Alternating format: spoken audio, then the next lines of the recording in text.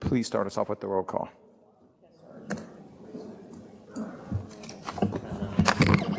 Good evening, Commissioners. District 1. Present. District 2. Present. District 3. Present. District 4. Present. District 5. Chair Shadid. Present. District 6. Present. District 7.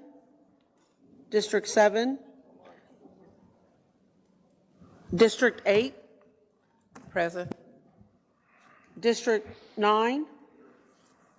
District 10. Absent. District 11. Present. District 12. District 12. District 13. Here. District 14. And place 15. I'm here. You have quorum, Thank Chair. you very much, Ms. Pacina. We do have a quorum. Welcome, ladies and gentlemen. Today is April 18th, 6:12 p.m. We're going to get started. A couple of quick comments before we get to hearing from all of you. Again, welcome to the specially called hearing of the Dallas City Plan Commission. We are thrilled to have you here with us here this evening as we gather to take public input on Forward Dallas and the draft before us. I want to begin by acknowledging the tremendous effort that has gone into crafting this draft. Since launching in April 2021, the engagement for Forward Dallas has included in-person and virtual workshops, neighborhood association meetings, public speaking engagements throughout the city, both in English and in Spanish. 200 plus events were held, 22,000 web map visits were registered, and 1,600 web map comments were provided. Your participation and feedback have been invaluable in shaping this document. I must also commend the hard work of the Comprehensive Land Use Plan Committee, CLUP. CLUP consists of 3 Dallas City Plan Commissioners and 12 members of the public. They met over 20 times to deliberate on all aspects of this draft. Throughout their meetings, anyone wishing to address the committee was given the opportunity to do so. I encourage all of you to view the videos of these meetings online. Now, the update is before the full City Plan Commission. We have conducted multiple workshops, briefings, and one-on-one meetings with staff. At the most recent City Plan Commission meeting, potential edits of the plan were discussed. You can find the presentation of these online, or please feel free to reach out to staff for more details. Additionally, further refinements will be addressed in upcoming meetings, so be sure to stay updated. All information is posted on the Forward Dallas webpage. There have been a range of discussions and opinions surrounding this update, some factual and accurate, and some not. We have received extensive input through email, and I want to assure that every message has been read and considered. Your voices are crucial, and we hear you. Before we get started, though, I would like for you to think about one important element, and I would like for you to consider specifically to place in proper context the relationship between zoning and Forward Dallas. Mr. Moore, can you please explain the relationship between zoning and Forward Dallas? Certainly, Mr. Chair. Forward Dallas is a comprehensive plan which is distinct from zoning.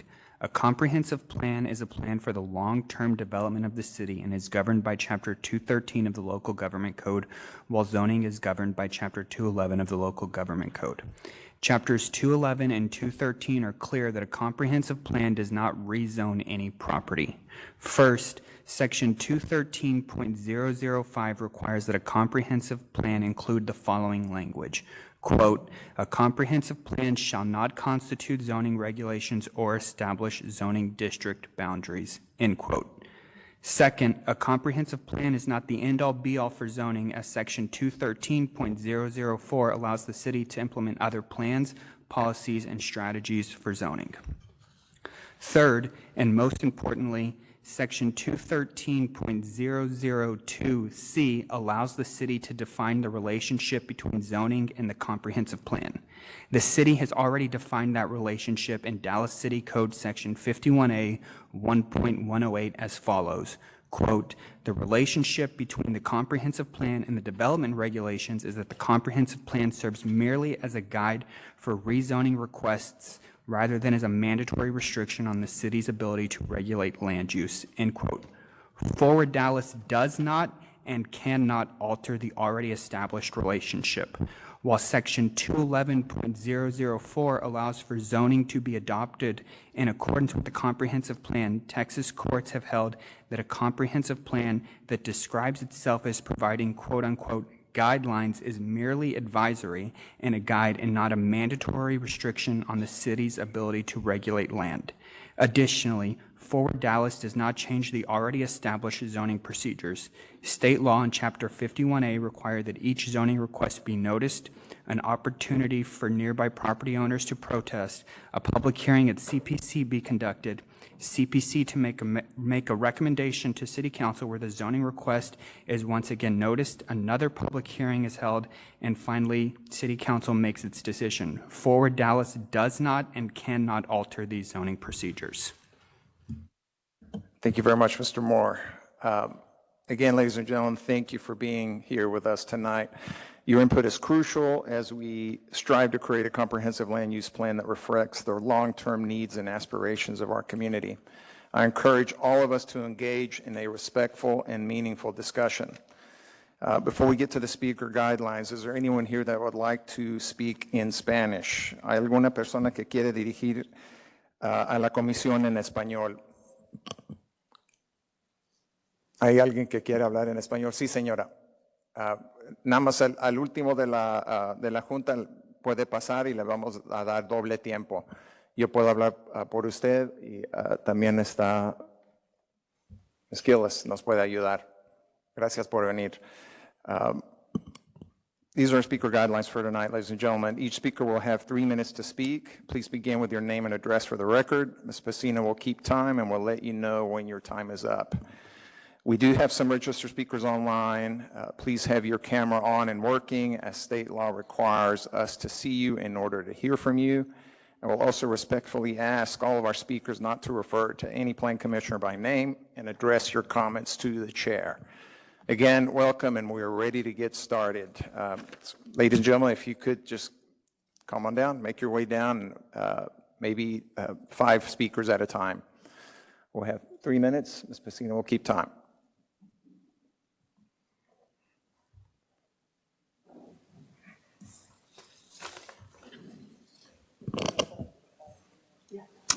Yes, thank you very much. One quick note, thank you for being first. There are some yellow cards down here. If you were not here earlier, we really do want to have a record of your visit. Please make sure you take one of those yellow cards, fill it out, and just leave it right there on the table. Good evening. Thank you so much.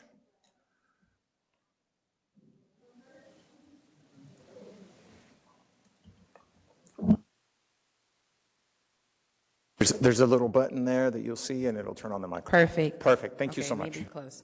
Okay. 3 minutes starts now. Yep. Okay. Hi, my name is Jasmine Price. Address 2306 South Tyler Street, Dallas, Texas 75224, and I am an Oak Cliff native, currently residing in District 1, just above the border of District 4. I am fully aware that Forward Dallas encompasses future land use guidance and has no direct impact on zoning laws, but that it does have an impact on what areas should be prioritized for preservation. Therefore, I am here to advocate for the 10th Street Historic District, Freedmanstown, located in the heart of District 4. I have recently started working with Vice President Larry Johnson of the 10th Street Residential Association and other key stakeholders to continue strategizing how we can best revitalize this incredibly rich community. The city zoning ordinance that allowed for the demolition of residential structures smaller than 3,000 square feet within a landmark district greatly divested the area of economic and historical sustenance.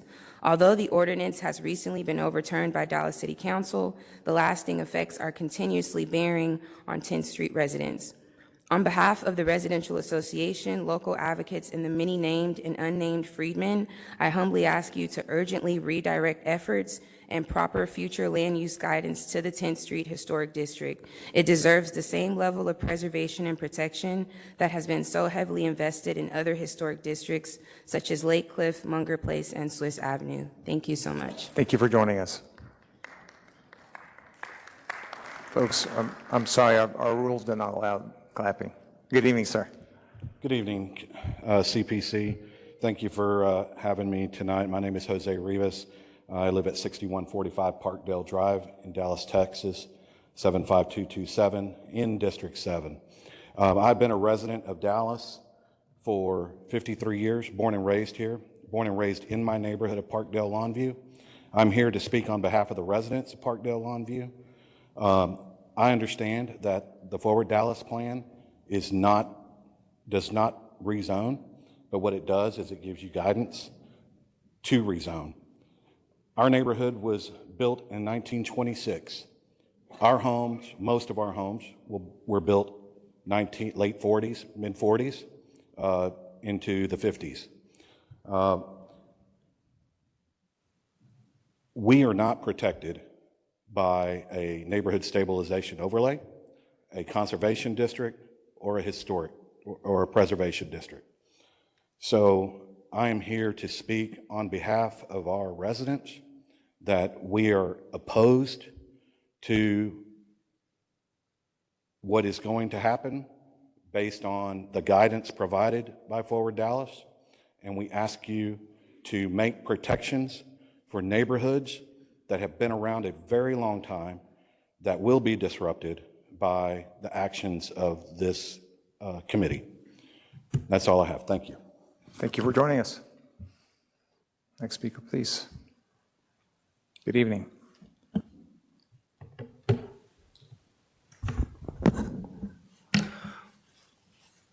Good evening. My name is Hexel Colorado, 1509 Main Street, Dallas, Texas, District 14. I support aspects of the Forward Dallas plan that allow missing middle housing, such as granny flats, in-law suites, duplexes, and townhomes in all residential place types. What defines neighborhood character, and how do we preserve it? If you buy a home expecting the neighborhood to be quiet, should the city forbid neighbors from taking drum lessons in the garage? If you expect privacy, should we forbid swing sets and trampolines for kids? If you expect traffic-free streets, should we ban having friends and family over for Thanksgiving dinner? There are those here today who want a top-down solution to these situations.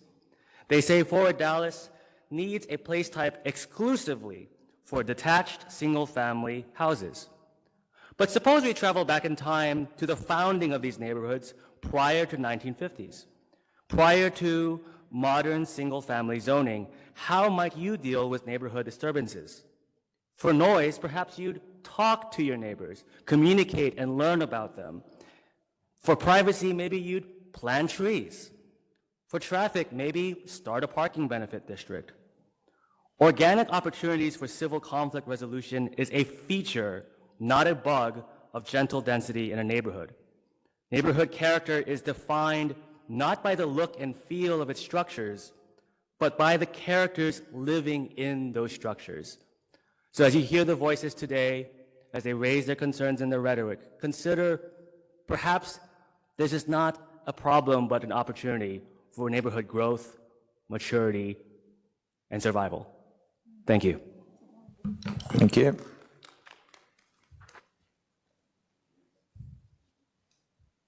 I'm just getting in line.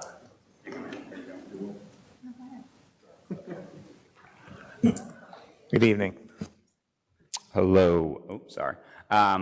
My name is Adam Lamont, 9432 Amberton Parkway, Dallas, Texas. I do have to admit something, which is that I spend a little bit too much of my free time watching y'all's meetings. I know that, well, maybe it's time well spent. I appreciate the time that y'all spend to help our city. I know and hear, the concerns that are always brought before you. And I also hope, and I think you do know the reality of our housing crisis and our housing shortage in Dallas. I think that those who want to water down Forward Dallas are looking to maintain a status quo that is simply not working. We all know that housing prices, according to the city's own market value analysis, have nearly tripled in the last 6 years.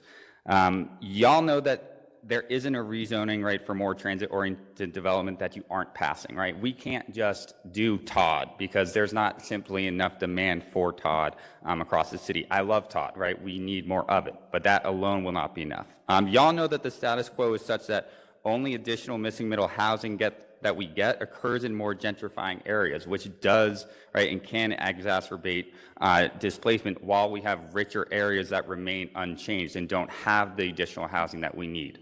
Why aren't those missing middle housing, going in those more rich resource areas? Mostly because we have rules that make it so that, people can drown out and make it so that it's impossible for you to make the changes necessary.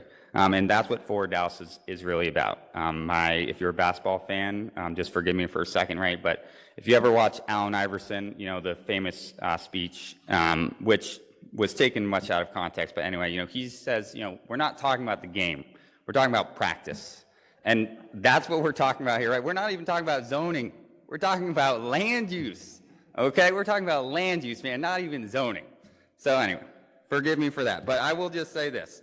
I'm a DIC teacher. I'm one of the only teachers of my generation who lives in Dallas because of housing costs. We have teachers my age buying Garland, Crandall, Princeton. Literally yesterday, in a meeting, another math teacher at my school said, right, she's leaving the district because her hour-long commute is too much for her. So she's taking a job 10 minutes down the road from her. That's what's going to keep happening. Right? More and more and more. We are going to lose our teachers, right? All the people who make this city great. And so I just ask you, right? I'm so lucky. I only live in Dallas because my wife bought a 1970s townhome in Dallas in 2014. And so the best time to have built more missing middle housing was, 40, 50 years ago. The second best time is now. I urge you, please, right, to keep Forward Dallas in such a place that we can have a more and even more incredible city. Thank you for your time. Thank you. Next speaker, please. Good evening, sir. Hello, Gregory Demas, I live in District 3. My questions really, I have several questions and maybe one statement. The first thing is going to be, with Forward Dallas, the program that I looked at and I saw last night, don't really favor us that are single family homeowners. It don't favor us in any way to where I can see where we're going to benefit. So one of the questions I have for you, if next door to me, if they tear it down and put 2 triplexes or vice versa, is the property tax for that triplex going to affect my property tax? Now you got to realize the triplex, they got 3 incomes. The owner of that's going to bring in more money than a single family homeowner. So that's going to kind of like gentrify the area to where you got to go because you can't afford $6,000 a year on your property tax, which is what a triplex probably is going to run you. The next question is going to be parking. The streets already, our street is really 35 feet wide versus 35, and I think in the Red Brick area, if you know what I'm talking about, over there off of Lake Plastic and stuff. We already tight. Right now, I went down the street knocking on doors because paramedics and fire trucks can't even get down the street. If we go with this plan and they start putting these type of developments and multiplexes in our area, we're going to be, you can't even drive yourself down the street. I don't know if any of you have been in New York. It's like a place that you don't need a car. You don't even want a car in New York because you can't drive down the streets. And that's what it looks like we're headed. And as each one of y'all, as you put a plan together that can be kind of more unified, I think as far as single family districts, don't get me wrong, I think everybody don't want to live in a house. I understand that. But can we put something to where in place like a deed restriction to where if they put a duplex that it's got to be under ownership? The owner can't be in California and rent it out every 3 months. Short-term rental, I think the law for it is less than a month lease. So if they rent it for 2 months, they beat the clause for a short-term rental, but they can still lease it out for whatever time they want. So we kind of fighting again for another different situation though. Just things to think about when you look at the whole puzzle. That's all I have. Thank you for joining us. Next speaker, please.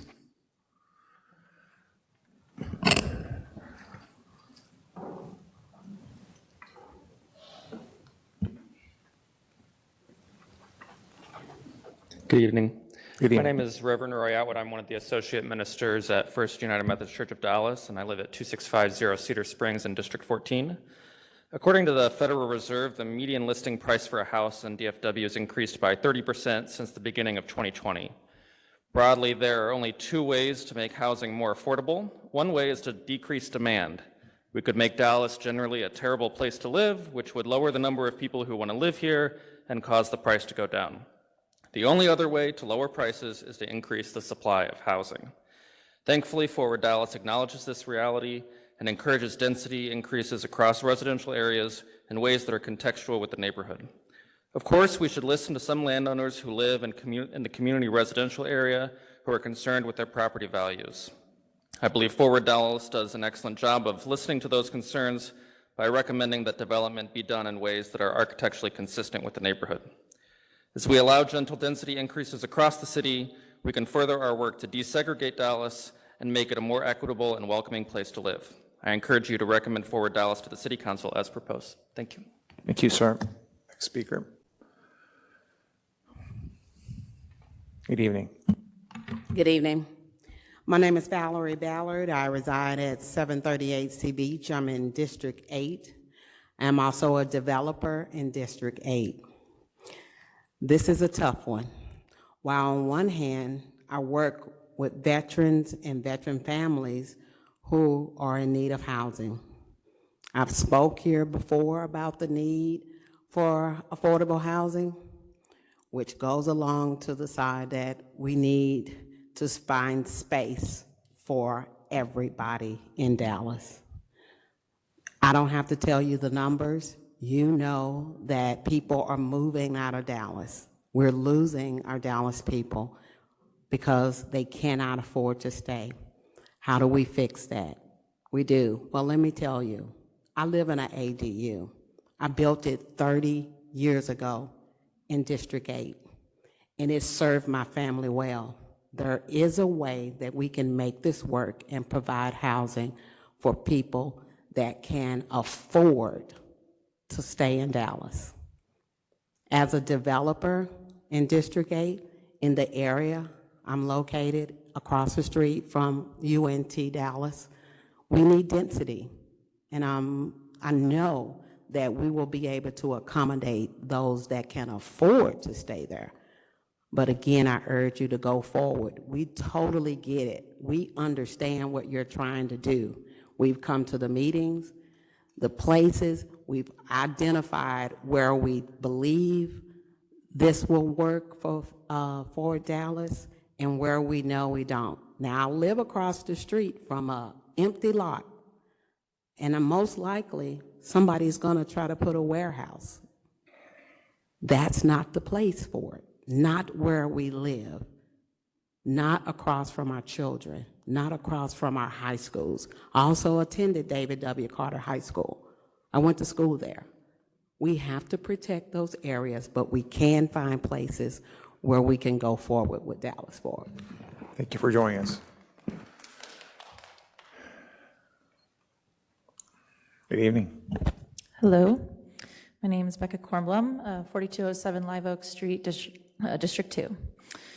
Every time I sit in bumper-to-bumper traffic for an hour on my way home from work, like I did today, I'm reminded about how the choices that we've made in zoning and density affect our everyday lives in a very real way every single day. My company relocated from downtown Dallas to the suburbs a few years ago, following many of their employees, and is now unfortunately not accessible by transit. I don't know a single person at my job under the age of 50 who owns a home in the city of Dallas, and everyone drives so far to work. This is a symptom of the sprawl we've allowed, and I support the efforts of Forward Dallas to change that. Recently, I've started the search to buy my own home, and quite honestly, it feels very hopeless. Even though I have a good job and I've been saving and I want to live in this city. I've watched my siblings buy in the suburbs and the exurbs of DFW. They don't have access to transit, they can't bike or walk anywhere meaningful, and in my opinion, are quite isolated. I personally won't do that. I will not buy anywhere that isn't walkable. It doesn't provide alternative options for transit or transportation. And I'm supportive of gentle densities, ADUs, more types of housing currently outlined in Forward Dallas. I want to live in this city, but I need to be able to afford to live here. Thank you for joining us.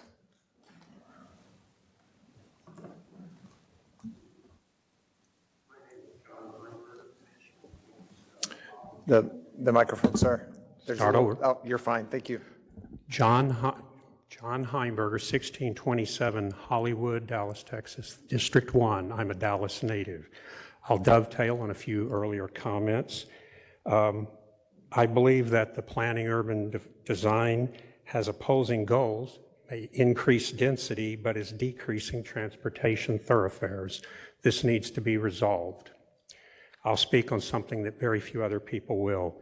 Years ago, during a similar citywide comprehensive planning project, I recommend not attempting to direct waste and recycling facilities out of the city or impose very limited locations.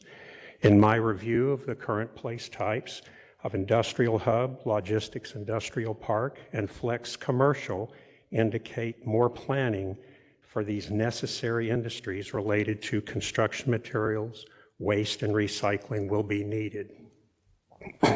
I note that the industrial hub description, heavy industry, construction-related functions, and hazardous material storage is, quote, potentially incompatible but necessary industrial uses such as asphalt bas plants, bulk processing, waste collection, salvage facilities are in this place type.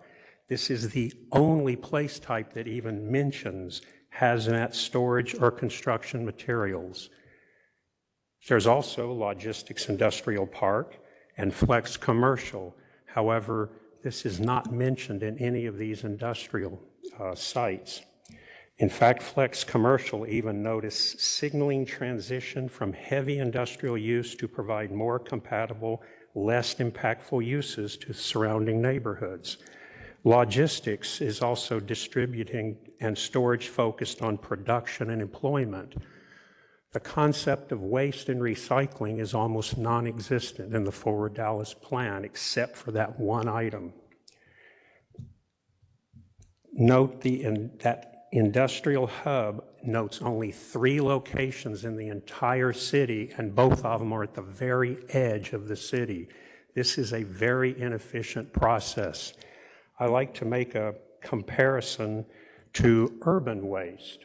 It's picked up everywhere, all across the city, and then goes into other locations for distribution, which is waste transfer and then recycling before going to McComas landfill, which is the only site listed under that hub.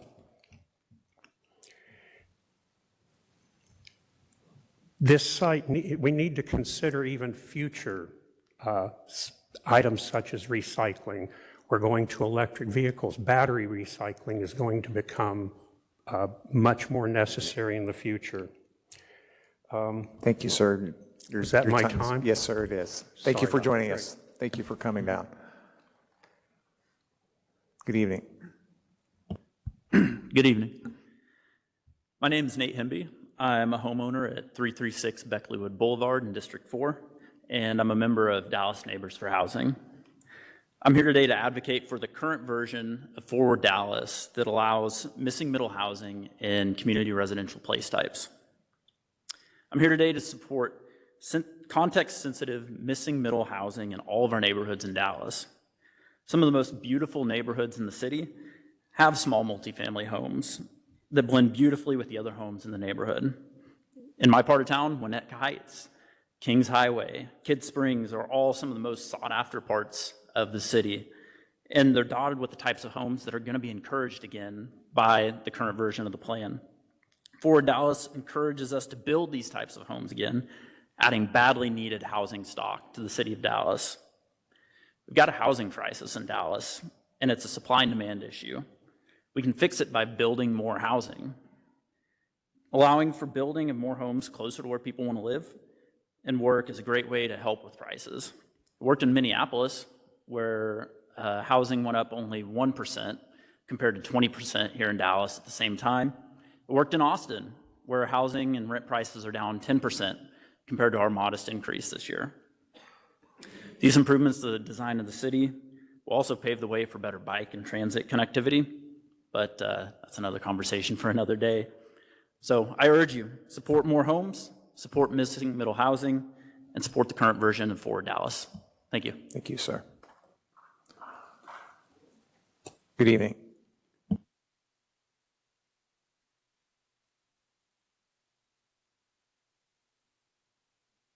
Mr. Schoenberg, the mic is off. Jim Schoenberg, Downwind District 1808, South Good Latimer 75226. Our group has been involved in Forward Dallas since we joined the fight over Shingle Mountain 5 years ago, when we saw firsthand how land use can impact your exposure to air pollution. Since then, we've worked, tracked, and pursued the Forward Dallas process not only in Floral Farms, but in West Dallas and Joppy as well.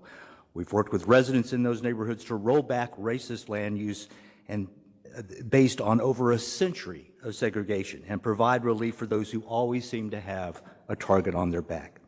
Those residents in those communities have succeeded. The current Forward Dallas map represents the single largest rollback of racist land use in Dallas history. There's a reason why those are on the edges of town now, sir. It's because up till this map, everything was along the Trinity River in black and brown communities. These people are the reason that map changed. Thousands of acres are affected, thousands of families. The city's worst examples of environmental racism are affected by this rollback in projected land use. You'll notice I didn't mention zoning, because as much as my groups and other groups wish it were so, it does not impact that at all. They know that the real fights are still years ahead to change actual zoning code. It does nothing about lot lines, it does nothing about single-family houses, nothing like that. But it does offer a path out for these neighborhoods. These residents know the difference, right? Now their progress that they've spent the last 3 or 4 years on is threatened by people who do not know this difference at all, even people who would want to kill it, quote unquote. Doing so would not provide one iota of relief or protection for single-family homes, but it would be setting back the cause of environmental justice by decades. A good friend of ours is in the hospital tonight, rushed there on Tuesday, and now diagnosed with cancer. He's a community leader in Joppy, per capita perhaps the most polluted neighborhood in Dallas. His health was fine when he moved to there 5 years ago. Tonight he has a diagnosis of cancer. He's moved heaven and earth working on this map to wipe away the discrimination that makes it hard to breathe in Joppy. Just breathing the air there can make you sick. Now, I know many people have adverse reactions and don't like ADUs and duplexes, but as far as I know, they do not give you cancer.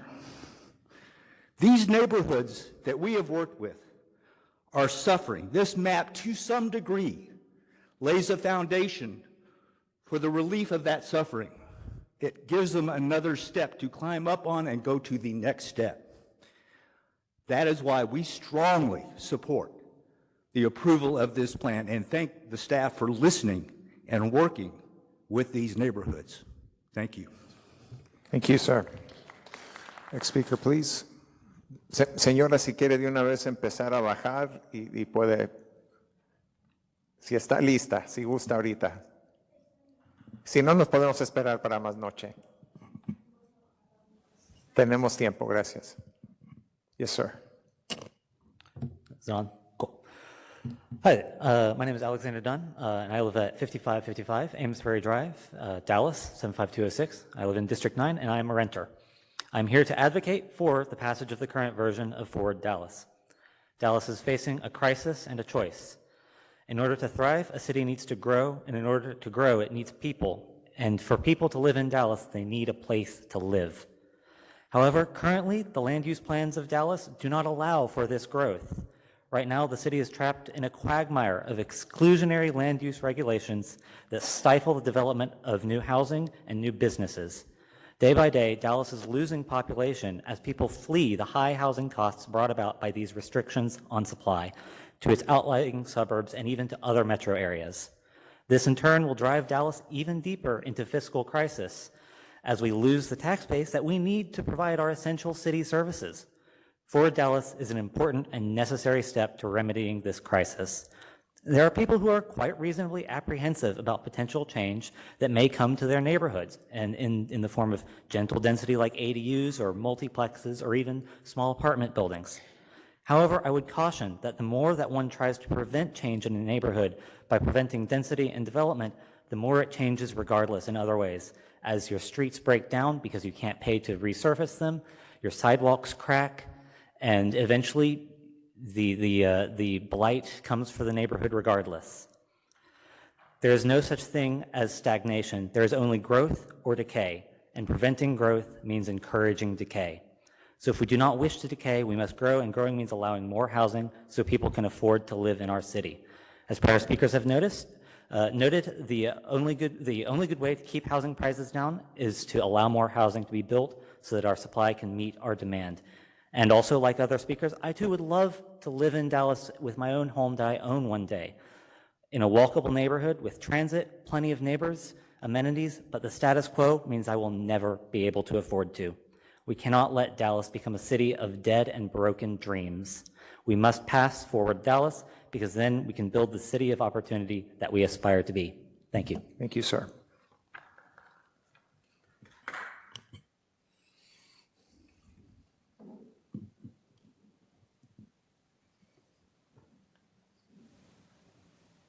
Good evening.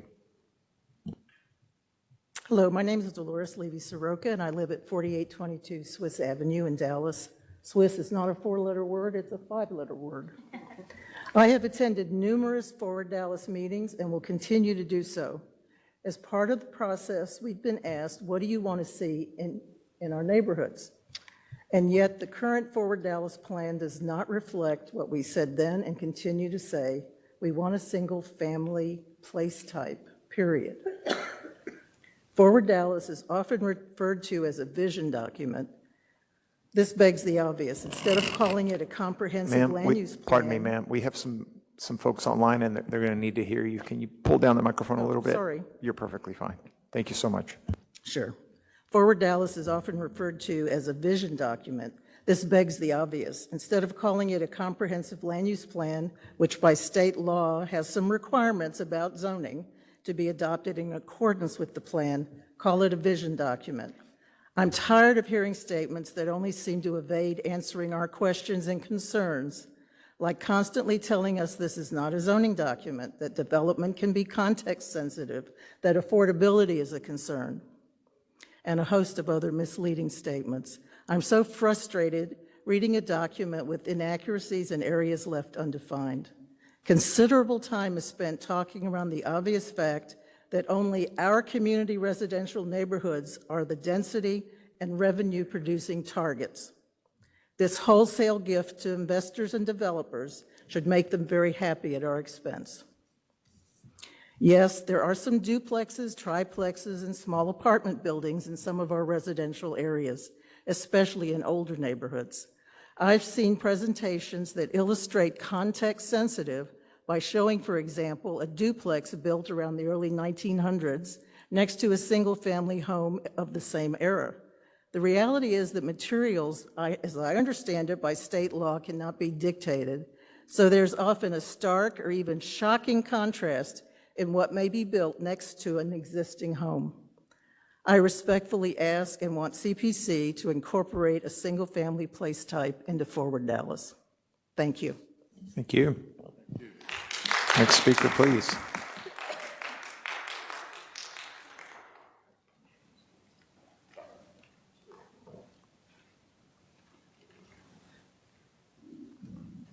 Good evening.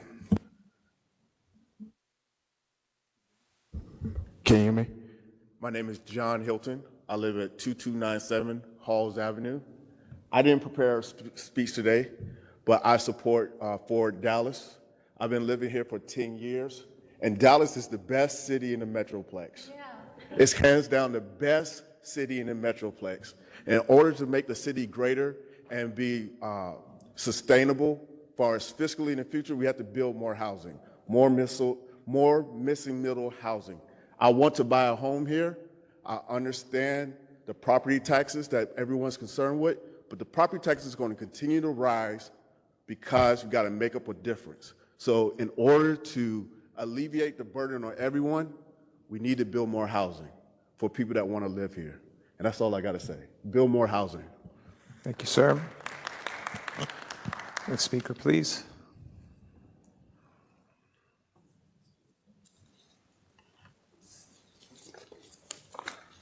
Hi, good evening. Good evening. My name is Courtney Hunter. I am a renter at 222 Browder Street. And I was born in Dallas, lived in DFW my whole life. I've been renting downtown for about 3 years. For two of those years, I haven't owned a car. I get to take the train to work, walk to get groceries. It's a bit of a walk, but I make it work. And I'm here tonight asking you to support Forward Dallas as proposed because I have a deep conviction that a part of my purpose in life is to love my neighbor. And that doesn't mean just being kind to the people who live next door to me. It means working to see that Dallas enjoys peace and prosperity.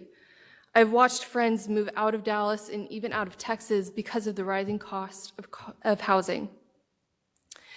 And it made it impossible for them to start their families here, to buy a first home here. I mean, even my younger sister is an example. She bought a house out in Aubrey, and she hated the isolation so much that she sold it after 2 years and moved downtown. Because people want to be in Dallas. This is where people want to be. But the rising cost of housing is making it nearly impossible. And so I want to be here. I want to own here. I would love to live somewhere and own somewhere where I can walk to the train or take the bus or whatever it is and continue to not own a car. And so I'm asking you, please, I'm so grateful for the years of work that the city staff has put into this plan and trust that it will be the vision that we need to take the next steps for an affordable, livable, and walkable Dallas. So please don't let a few loud, fearful voices darken the vision that we have for our future Dallas. Thank you. Thank you.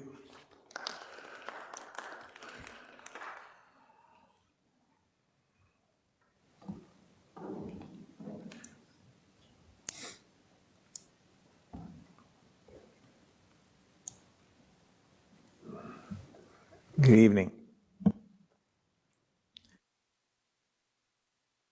Hi, my name is Abraham Moreno. I live in District 1 and my address is 407 East 9th Street. I'm here tonight to speak to you not as a resident of Dallas, but as a student of Dallas ISD and as a District 1 Youth Commissioner. Since my family moved here in 2016, we have been living in the Botello neighborhood. And ever since then, we have met some wonderful people, and I have met some wonderful classmates. But the sad truth is that most of them can't afford a home. I cannot count the times that I have been asked for my own friends to stay over at my house while they cry over their moms not having a roof over their head. And even during high school, I cannot even tell you how many times my classmates have been missing school or STAR test because they need to have 2 jobs in order for them to keep a roof over their family's head. This is unacceptable, and I do really mean it. Is this the future we imagine the city to be? I mean, I'm the only advocate here under 18. I am going to inherit this city by right. And I do not see myself or any of my friends living in Dallas in the future. Do we really want a broken city? Do we want to keep making these racist policies that will keep everyone separate, the poor, the rich, the black and white separate? This is not the city I see. So I support Forward Dallas, and I support more density, more type of houses, and the death of single-family homes. Thank you. Next speaker, please.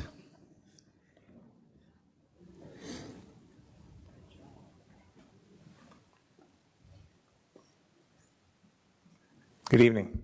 Good evening. Jim Anderson, 4706 Swiss Avenue. I live in the Peaks Suburban Edition Historic District on Lower Swiss Avenue. I'm an urban planner, worked for the city of Dallas 26 years. I'm a visionary, but I'm a realist. The new urbanisms are all about affordability and density. This is about density, not about affordability. 2 blocks from my house, these townhomes are selling for $650,000. An ADU costs about $150,000 to build a new garage apartment.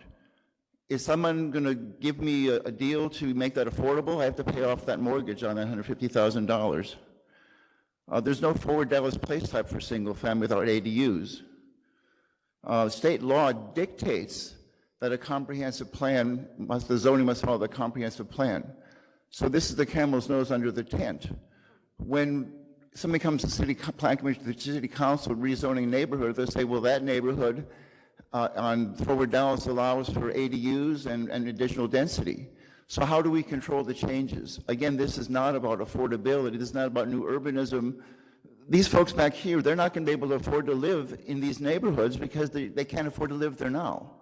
You're going to divide a single-family lot into 6 units, and they're going to sell for what price? Is there a plan to make those affordable for these guys? I don't think so. The developers are going to go $650 times 6 because that's what they can get for it.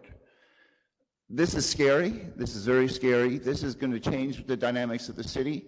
In the 1950s, we had urban renewal. They mowed down houses in South Dallas, East Dallas, Oak Cliff, and built the swinging singles apartments. Those historic districts now are surviving despite these apartment complexes that went through the neighborhood. You can't continue to put more density into single-family neighborhoods and expect them to be stable. Stabilization will make the city great. There's also parking issues. I have friends that live in Lincoln Park in Chicago. He owns a car. He has to take an Uber to get his car 10 miles away. Dallas doesn't have that parking problem now. All the apartments in Dallas, even the ones downtown, the new construction, the old buildings, all have parking garages. I don't have any friends that have to get in an Uber to go get their car. But with this new density, already there's no place to park on my street. There's only parking on one side. And on the other side of the street, there are a couple of garage apartments and such, and those people all park. I'm fine with that, but there's no more room for any more cars on my street. You have permeability issues. My neighborhood floods. It's going to get worse when they put in more density. I live in the Trinity River area where they're putting in drains right now on Gaston Avenue for the flood problems. This is a big problem, and it isn't about affordability, it's about density, it's about developers who want to develop these neighborhoods. There's plenty of space all over the city of Dallas near DART stations. The southern half of the city has lots of availability. There's also a lot of zoned land for apartments that needs to be developed. Don't take the single-family neighborhoods that make Dallas great and compromise them for density for apartments that these kids can't afford to live in. Thank you. Next speaker, please.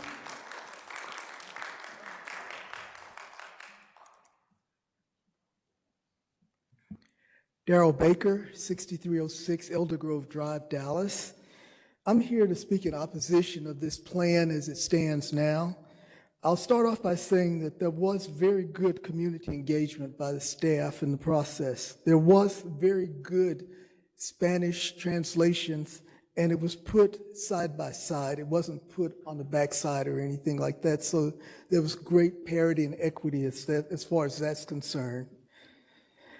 After 2 years, there should be more clarity to this plan, and it's not.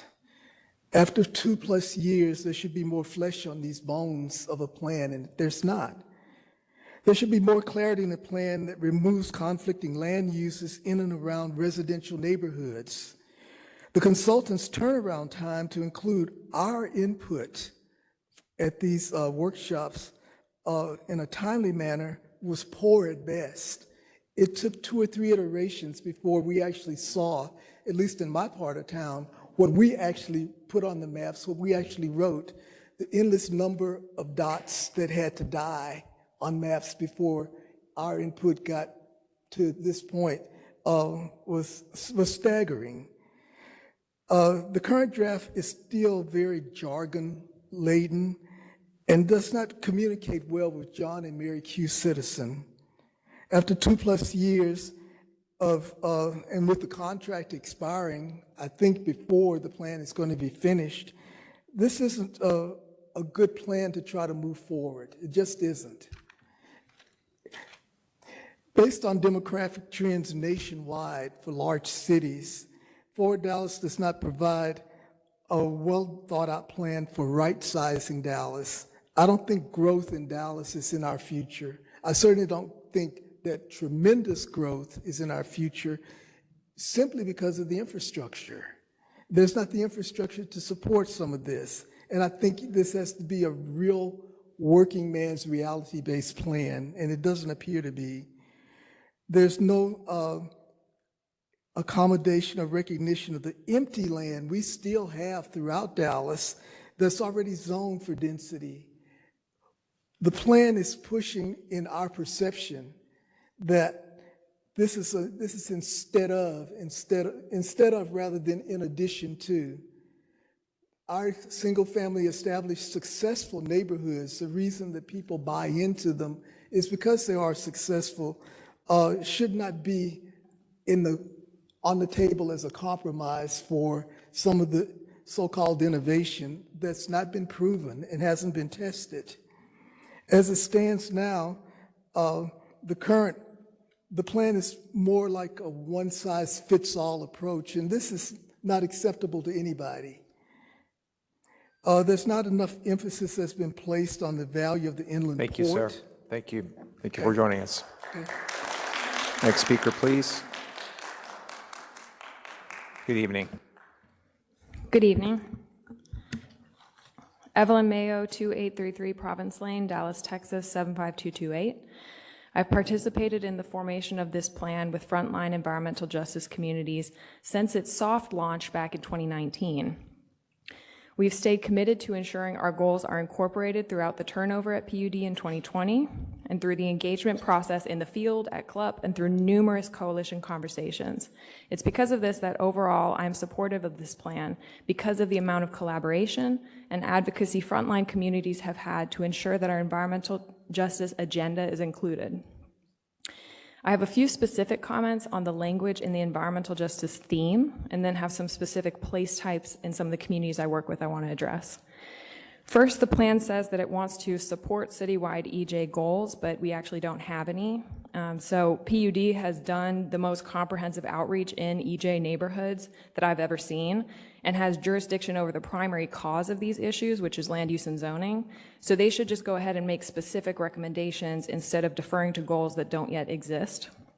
Specifically, they identify the issue of where EJ issues are happening in the first bullet point of the why is this important section of the EJ theme, because of the concentration of communities of color next to and with industry. But then again, no indication of what the citywide EJ goals are and who will be responsible for them. Same in the implementation table. Basically, it sounds like create the goals, except for Forward Dallas Justice Analysis, which actually says to prioritize rezoning for these areas with incompatibilities, and I think that's a great idea. It's not a good idea to kick the can down the road to goals that don't exist yet. In the mitigating environmental impacts of development recommendation, it's not clear where or how the city will integrate stronger environmental impact reviews. Is this a proposal to amend the code for what constitutes an environmental impact? Same in item B10 in the implementation table. It's not clear what monitoring commercial activities emitting air pollution really means. Are we talking air monitoring? Are we talking other kind of code enforcement? It also only specifies that for the industrial hub section, but most of the major sources of air pollution are in industrial flex, commercial flex areas. Finally, section C13, support the development of an environmental justice area of focus, is a good idea, but it only talks about environmentally sensitive areas, and I think it should include the actual environmental justice demographic information to enact some of these changes. Finally, the place type designations have been meaningfully improved and adjusted thanks to PUD listening and working with the community. Floral Farms, Joppy, and West Dallas previously had industrial hubs as their place type in January 2023. Now they almost all have industrial adjacency removed, except the one piece of commercial flex and Floral Farms. And there's still an opportunity to fully designate the 310 corridor as community mixed use to align with the community's vision in Joppy. Thank you. Thank you.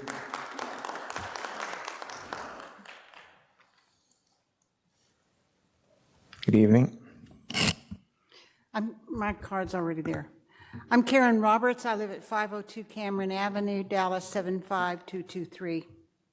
The Forward Dallas plan promotes redevelopment of our most affordable housing The upzoning proposed by this plan invites developers to destroy our existing homes and build much less affordable housing units. The new apartments we find throughout Dallas rent for much more per square foot than an older existing home in an established neighborhood. Gentrification and inflation have already taken a toll on our existing housing. Neighborhoods like Mount Auburn and Elm Thicket, to the large lots around White Rock Lake and Preston Hollow, have seen good, sound homes demolished and more expensive homes built. As taxes go up, the owners of these established houses struggle. Those who may be renting out what was their family house have to sell because they can no longer afford the taxes. And more renters move out in search of a place they can afford to live. Families are the most affected and are leaving the city of Dallas. We now have Forward Dallas, which promotes upzoning in the name of density and an increased tax base. Inflation and gentrification aren't enough. Multi-story apartments are the answer to providing even more density and taxes per square acre. Along with this plan comes an increase in our need for affordable housing and for services for our homeless population. In response, multimillionaire developers look for government grants and tax abatements to build for those within the 80% AMI. Families struggle. Wage earners move even farther from their jobs and are challenged to find and pay for transportation. This is just one aspect of the many unintended consequences of the Forward Dallas plan. The lack of supportive infrastructure and an increased need for basic city services is not accounted for. The consequences of social dysfunction caused when neighborhoods and communities disappear and social support is gone is not part of the Forward Dallas plan calculations. Families, neighborhoods, and cities are living social systems. To only look at land use and increasing density is very short-sighted, and this is a plan for multiple problems in the future. And I agree with Mr. Anderson, these young people are never going to be able to afford a home in Dallas as long as you keep tearing down the houses in my neighborhood and so many others. And I'm so sorry to have to tell them that. Thank you. Thank you. Next speaker, please. Good evening, sir. Hi, I'm Jason Grant, D14. I've been to a number of the Forward Dallas public comment meetings before, and I think city staff's doing a great job with it. I've got two personal anecdotes for you. I work at a design firm here in Dallas, and we have a number of people who come to work from us straight out of college. They rent apartments in Dallas, but they tend to stick around at our firm for a while, and as they get to the age where they marry and look for houses, almost all of them have been moving to Prosper, Salina, Frisco, and fortunately we only have to come to the office a couple days a week, so it kind of works, but I get to hear about their terrible traffic dilemmas all the time. I don't think any of them have stayed here in Dallas, and it's because of affordability, and their lives, at least the traffic part of it, do not sound fun. The second one, my sister and her husband a few years ago bought a house in Los Angeles. And as you might know, because of some zoning changes they made to allow ADUs, they built an ADU, and that was what allowed them to be able to buy a house in that neighborhood, the income from that ADU. And it's an extremely quaint neighborhood with a lot of 1920s bungalows. And them having that ADU there and some other neighbors has not affected it negatively. I go and visit them sometimes. You see film crews in that neighborhood. It's beautiful. There are not really any parking problems or bad renters or whatever. I do agree with some of the comments about the dangers of gentrification or unscrupulous developers and the importance of historic preservation, but at least there, which is in Eagle Rock, it's worked out beautifully. They could afford to have a house there, and the neighborhood is wonderful still with ADUs. So thank you. Thank you. Next speaker.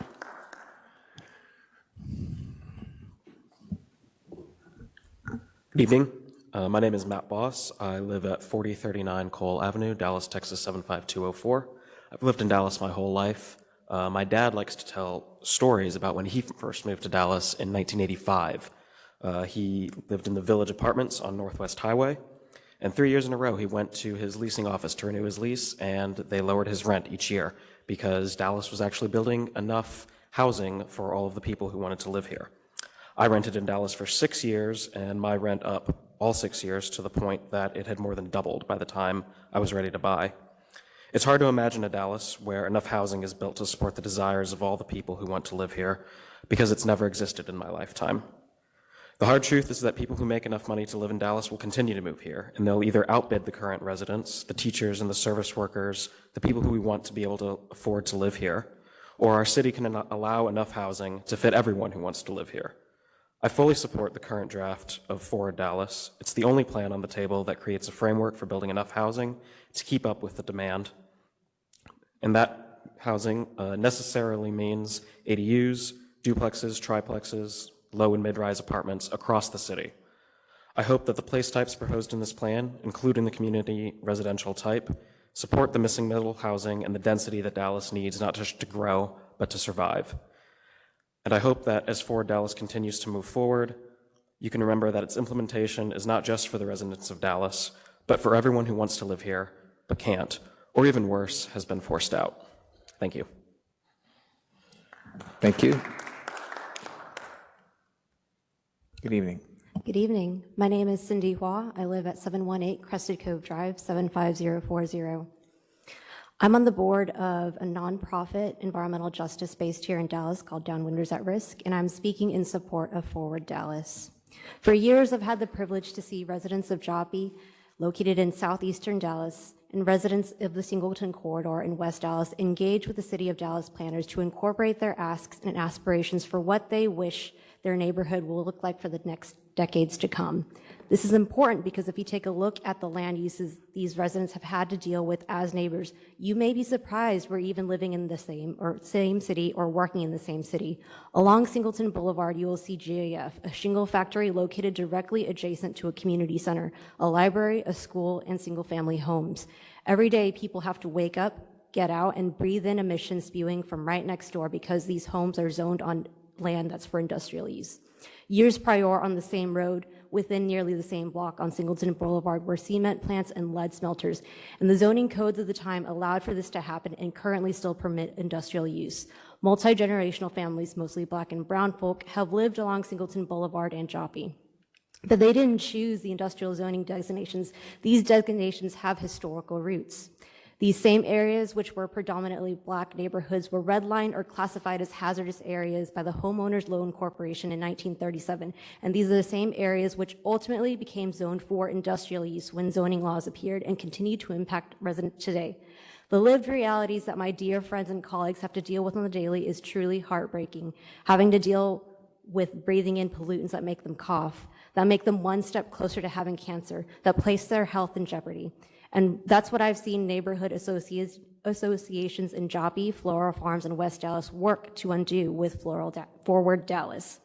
With Forward Dallas, residents who have suffered institutionalized racism are now given a chance to have a seat in the decision-making table to protect neighborhood health and amend the status quo for a more equitable city. Meeting after meeting, residents showed up to put in their say of how they wish their neighborhoods will look like. No resident of Dallas should have to deal with high exposure to pollution because of racist zoning laws implemented decades prior. To me, supporting Forward Dallas is supporting the advancement of environmental justice in a city where these issues have not yet been addressed. Commissioners, I ask you to continue moving forward with Forward Dallas to support a more equitable outlook for this city. Thank you. Thank you. Next speaker, please. Yes, sir.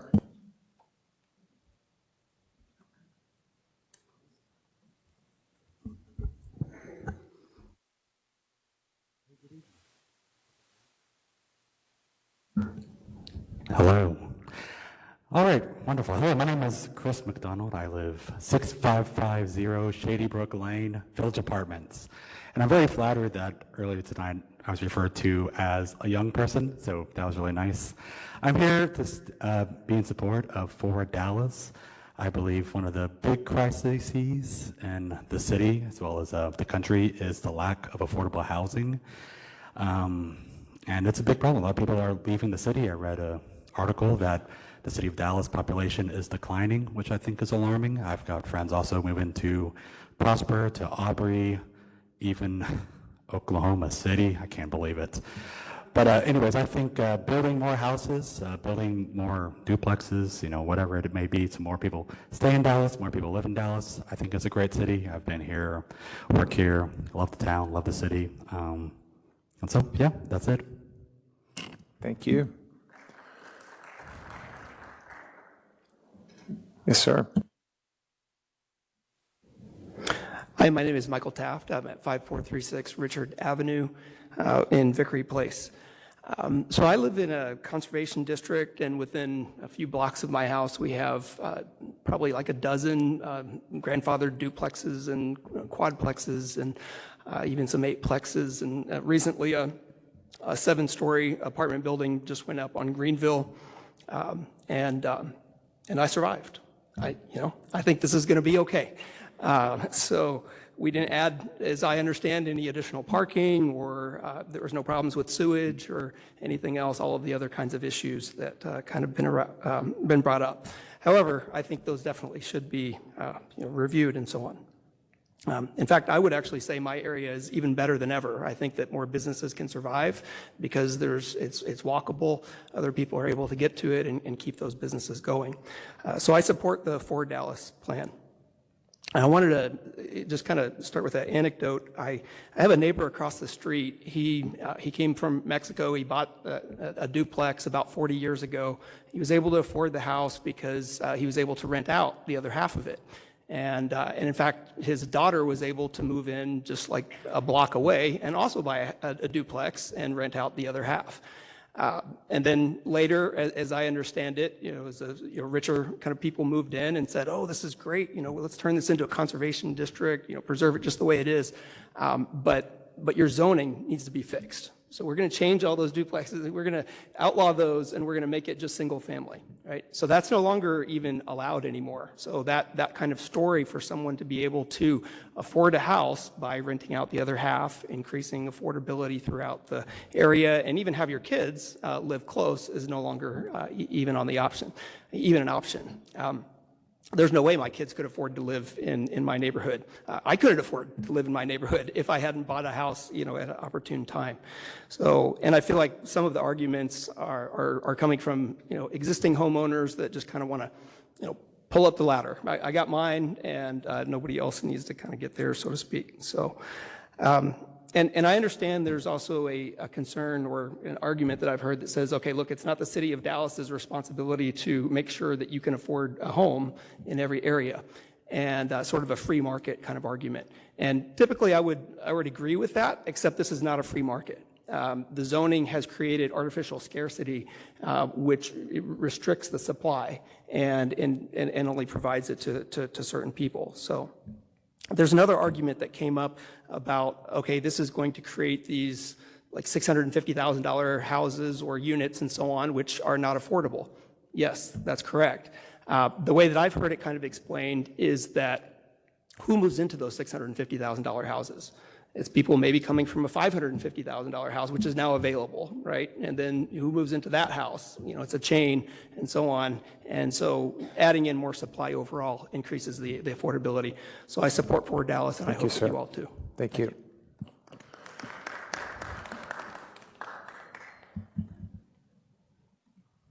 Good evening. Good evening. My name is Valerie Munoz, and I am at 2706 Woodmere Drive, 75233, and I'm District 3. And I'm also here to speak on behalf of District 4. So one thing that was said last night at our town hall meeting was one house, one lot. We do not want Forward Dallas in our neighborhood. When I purchased my home in Keyswood as a 20-year-old single woman or young lady, I did not purchase that home by myself with knowing that the zoning could be changed and there could be a 9-plex next to me and the lot could be downsized. What is not being said is that the homes that Forward Dallas is pushing this initiative are not going to be made affordable to the people behind me who think that they are. So they would have to be making mid-6 figures or higher to be able to afford a home with this Forward Dallas initiative, this multi-family use of land that's trying to be pushed. I live in the other side of Dallas, which is below 30 in the southern sector, where there is a food desert. There are no resources in place. We cannot get an HE, well, we are getting a value saver HEB, but we are barely getting a Sprouts as well. There is one thumb to service Oak Cliff. We do not have a Central Market. We do not have a Whole Foods. I have to go north of 30 to spend my money here. And also, I'm a part of a blue family, law enforcement. So you want to talk about making the city more dense? Where are the resources in place for this mass growth that Forward Dallas is proposing? I think that needs to be well thought of too. And also the homeowners in Keystwood, Opina, Oak Parks, Brenton Woods, Bishop Art, Stevens Park, everyone south of 30 within these historic districts, we're opposed to Forward Dallas. We don't want these massive structures built next to our single family homes, our lots. That's not what we signed up for here. There's a lot of speakers that I've heard tonight that just don't understand, and actually it's what's not being said that is the real issue here. It's the unspoken word that is what worries all of us. So I just really hope that some of the verbiage can be changed, or that Forward Dallas just doesn't go forward with it, because we are opposed. Thank you. Thank you.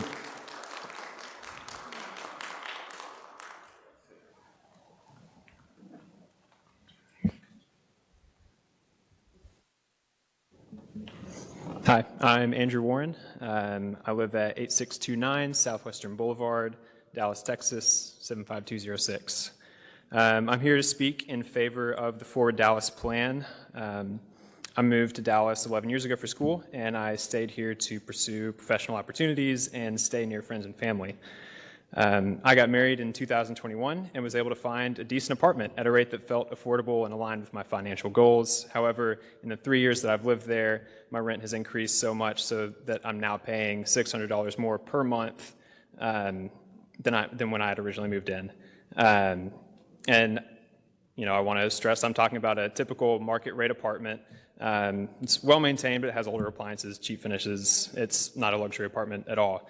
And yeah, because of that increase, which was pretty drastic, we were faced with a tough decision. We could find a different apartment, buy a house in Dallas, move further out of Dallas, or stay. And really the only one that made sense was stay and pay more, because we, you know, the apartments around us were, you know, equally priced. And yeah, so we ended up deciding to stay, and it's set us back on, you know, some of our financial goals and things like that. That is my experience with the current housing market in Dallas. I know a lot of my friends and family have also experienced similar things. And as others have mentioned, it is indicative of a wider affordability issue in Dallas.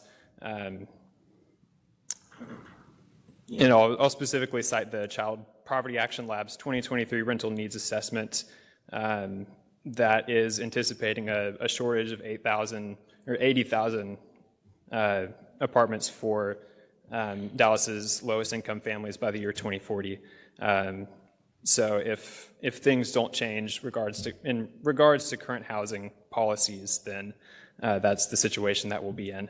So I'm hopeful that Forward Dallas will create more opportunities for housing by encouraging housing near DART stations and in commercial districts, and also encouraging gentle density, such as granny flats, back houses, and duplexes that fit the context of existing residential neighborhoods.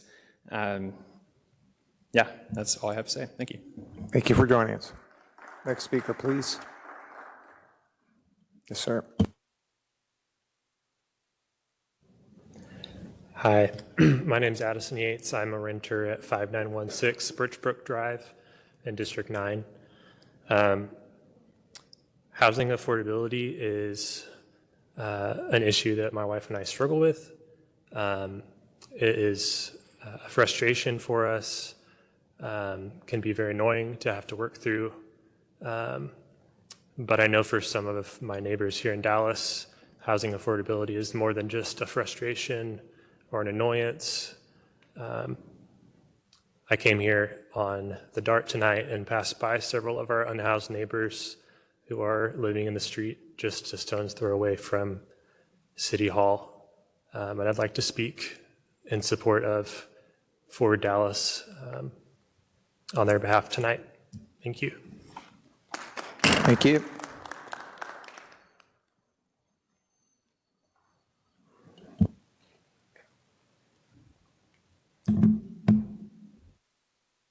Hello? Okay. Good evening, sir. Hey, good evening. I'm Elliot Outland. So I live at 3250 North Hall Street, Dallas, Texas, 75204. And I'm here to support Forward Dallas. So I'm pretty new to Dallas. I moved here for graduate school. And I'll probably be here for the next 4 or 5 years, maybe 6 or 7 or 8, we'll see. But already, Dallas has made a pretty big impact on me. I like living here. I like the people that I've met here, and I like enough that maybe I might want to stay here. But housing unaffordability makes that kind of like a difficult proposition. So one of the pitches that I was given when I moved here was that it was affordable. But already I probably spend half my stipend, probably more, on rent. And when I look at housing prices, buying just seems like kind of a pipe dream. And I know I'm not alone in this. I hear the same things from my classmates who, some of them commute from, Denton to go to school, to go to work. And that's not like that's not a pleasant commute. But how do you fix that, I guess, is the question. And one of the solutions is to build more housing. In fact, that's the only solution. That's economics. I don't study economics, I study biology, but I remember supply and demand. So, but yeah, so Forward Dallas is just guidelines. That much is true, but guidelines sort of signal intent. And I think that if Dallas intends to grow and welcome people, then Forward Dallas is a good step forward. Thanks. Thank you, sir. Next speaker.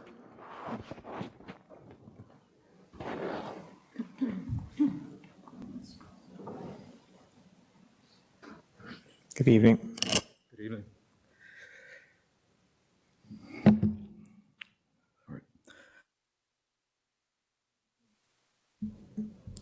Good evening, members of the CPC.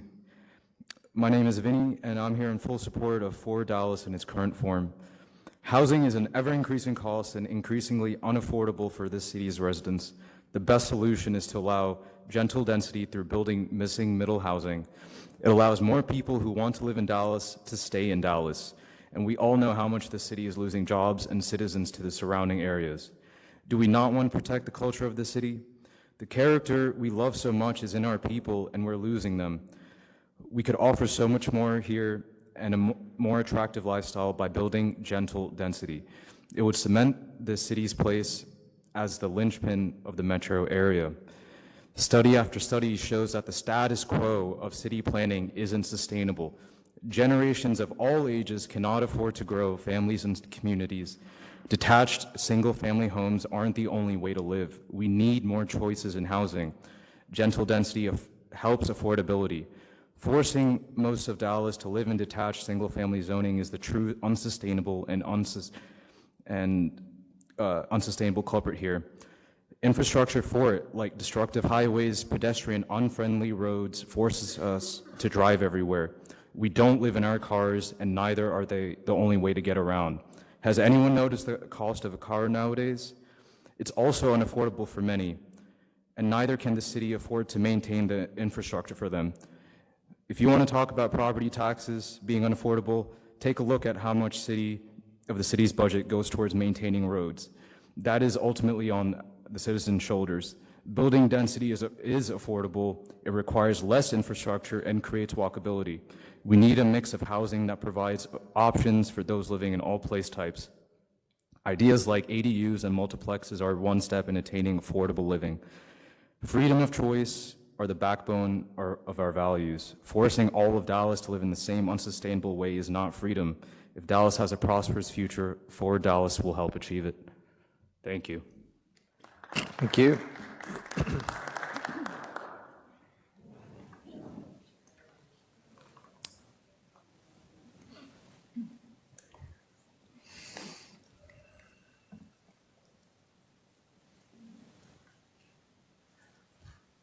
Good evening. Good evening. Melanie Van Landingham, 6311 Lakeshore, District 14. I've been a part of this process for several years now. I've reviewed the new map. I've read the document and its vague implementation chapter. And very sadly, I feel very bad for the young people behind me because they have been terribly misguided. Staff admits that this is not about affordability or affordable homes. You heard every single one of them say affordable, and that's not what this is. It doesn't promote protecting homeowners threatened by rising land evaluations and taxes. It doesn't propose any of the programs initiated in other cities to keep residents in their homes or to promote affordability. It doesn't maximize areas around DART stations to build those new walkable single-family neighborhoods or even vibrant high-density units. In several areas of the mixed or flex use, which would have allowed new housing, those have now, in the new map, been changed to industrial parks. Why? Some are adjacent to existing neighborhoods. It still promotes warehouses along major corridors instead of the housing you claimed you would prioritize. Why is Forward Dallas promoting and protecting warehouses instead of planning for more neighborhoods? It still ignores the potential for new housing in neighborhoods in what are now warehouses, tired retail areas, DART stations, and major corridors. But what it does do is place most of its emphasis on infill in our neighborhoods, much to the delight of real estate and developer investors who are probably funding the plan, including those Austin billionaires. In recent meetings, you have claimed you would change the focus from infill to placing density along major corridors, but the document and the new map update don't show that. It still shows the infill multifamily units promoted in all of our neighborhoods. Yes, provide more housing. Build that gentle density in the 3,500 empty acres and in those TOD areas. Build ADUs as allowed now. Redevelop tired retail areas and the dilapidated warehouse areas. Implement the environmental justice chapter now. Why wait for that?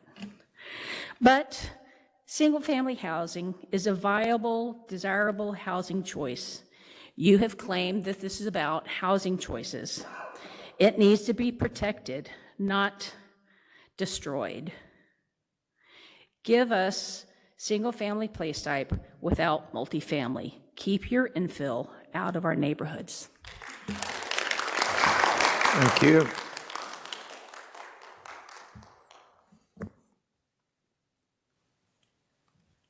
Good evening.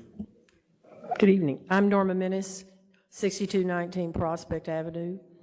My family's been in Dallas over 100 years now, and I can look at this plan. It is a total redevelopment plan of our neighborhoods, completely and totally.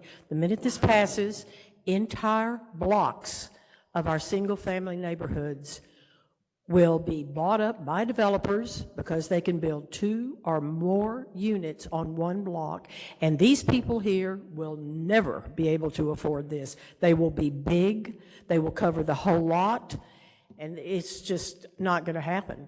So we need to stop now. Let's pause this. We need to go back. We need to look at this and and readjust the plans. Thank you. Thank you. Next speaker, please.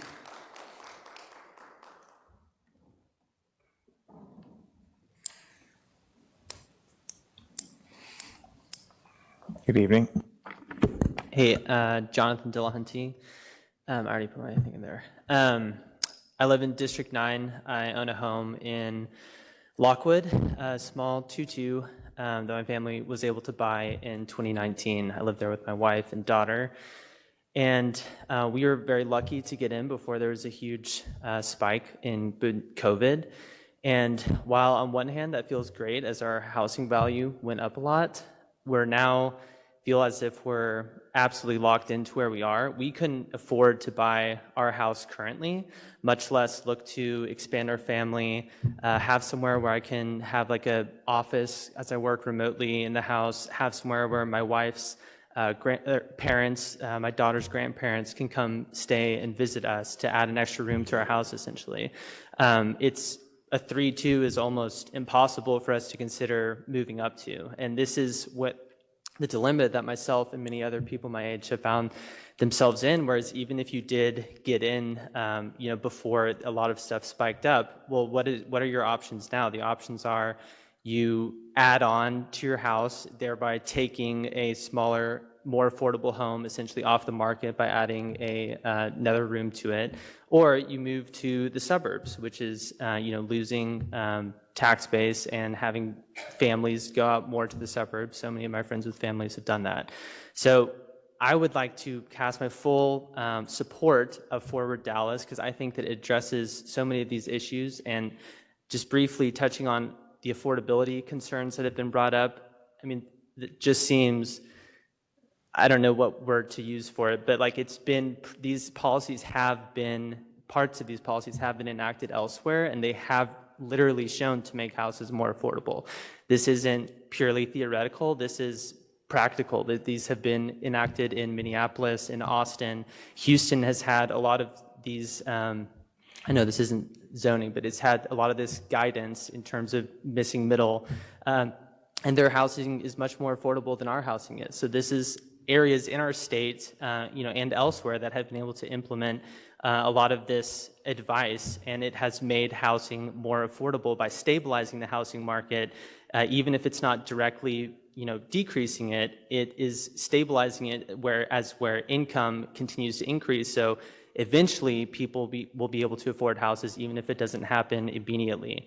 And that is why I love this plan, because it is a plan for the future. This isn't a quick fix. This is looking at the long-term future of our city. And I was thinking how I've grown up in Dallas my whole life, in Far East Dallas, every single one of my best friends their parents moved into this city. And I was thinking as I was coming here, who are the people that we are stopping from moving into this city? Who are the families that we are causing to move out to the suburbs by this affordability crisis? And I think Forward Dallas is something that will greatly help with that. Thank you. Thank you for joining us. Commissioners, it is 7:38. Let's take a 15-minute break. We'll be back in 15 minutes. Welcome back, Commissioners. It is 7:55 p.m. Bruce, if you don't mind, the lady has requested. We're going to go ahead and start with the lady. Señora, ¿está lista para hablar? We're going to start with this lady, and then we'll come to you, sir. Oh, I'm sorry. My apologies. Sure. What I'll do is I'll time her and then stop timing the translation. Okay. Well, that's perfect. Buenas tardes, señora. Mi nombre es Josefina Quemé. Yo vengo, digamos, a hacer un comentario. Y me gusta una junta en el Parque Kist. Mi hija lo vio, pero por el internet. My name is Josefina. I am coming to you. I went to a meeting yesterday, and my daughter found out about it for me, and I'm coming here to talk about that. Y me gustaría que si fueran tan amables de mandarnos una nota, porque donde yo vivo somos puros hispanos, y la única hispana que fue a esa junta fui yo. I would really love it if you would send out notification, because I was one of the area that I live in is largely Hispanic, and I was one of the only Hispanic that attended. Y como le digo, es un comentario. Por favor, debemos de estar unidos como hispanos que somos. Entiendo que aquí habemos morenos, americanos e hispanos. Entonces, para mí es muy importante una invitación. It's just one comment that I wanted to make, that it's very important to me just to have an invitation, because we should be united, Hispanics. There are people of color, also Americans, and we should try to be united. So this is just a comment that she wanted to make. A mí también me gustaría, como yo vivo aquí en Dallas, para que sea más bonito, se vea más limpio la ciudad. Entonces tenemos que tener comunicación. And I live here in Dallas, and I would love for it to be a little bit more beautiful, a little bit cleaner. ¿Cuál es el final de lo que usted? Para todos So I would for all of appreciate us. more communication. Es todo. Muchas gracias por su atención. Muchas gracias, señora. Y nada más una nota para usted. El plan sobre el que estamos hablando está en inglés y en español. Si quiere, aquí con la señora Gilles le da la dirección a usted y a su hija para que pueda buscar y lo pueda leer en español. Perdón, sí. Para las próximas juntas que hagan, también me gustaría que lo traducieran en español. Perfecto. At the next meeting, she'd like Spanish translation. Muchas gracias por su Bienvenida. atención. A usted, señora. Thank you Buenas for your noches. attention. Gracias.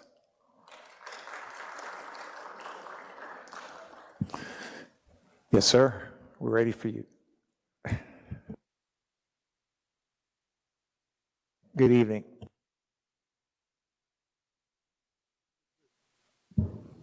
It's been so long. Bruce Richardson, 5607 Richmond Avenue.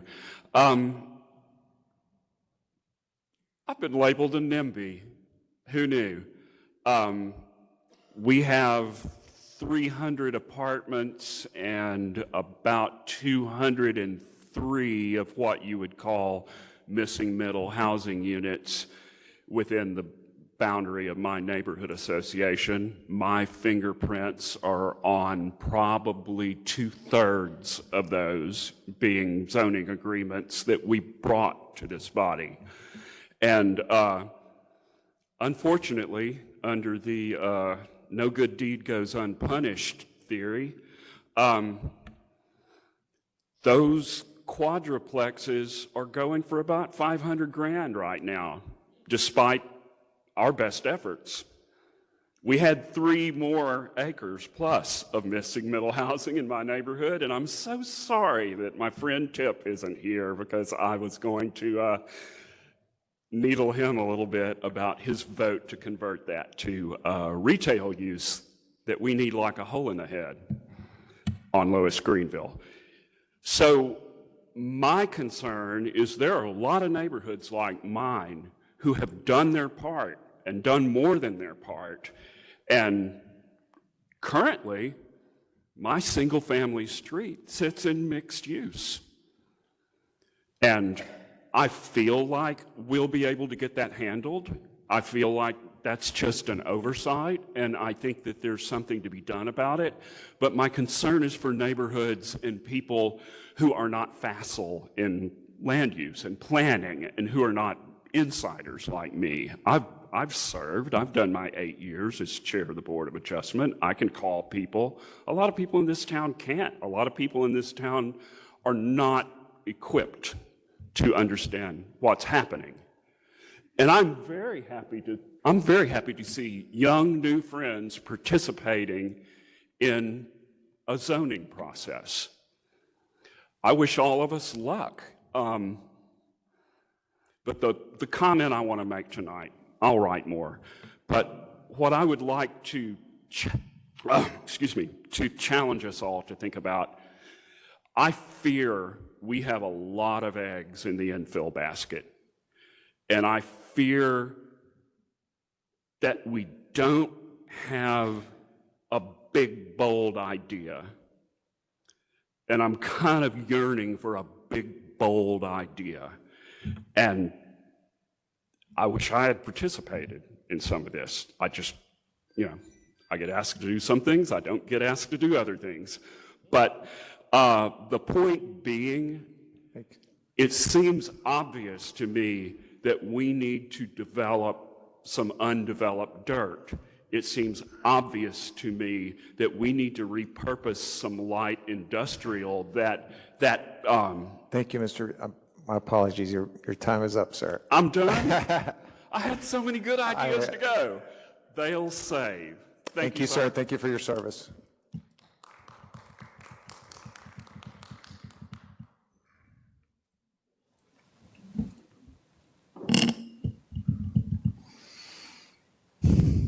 Good evening.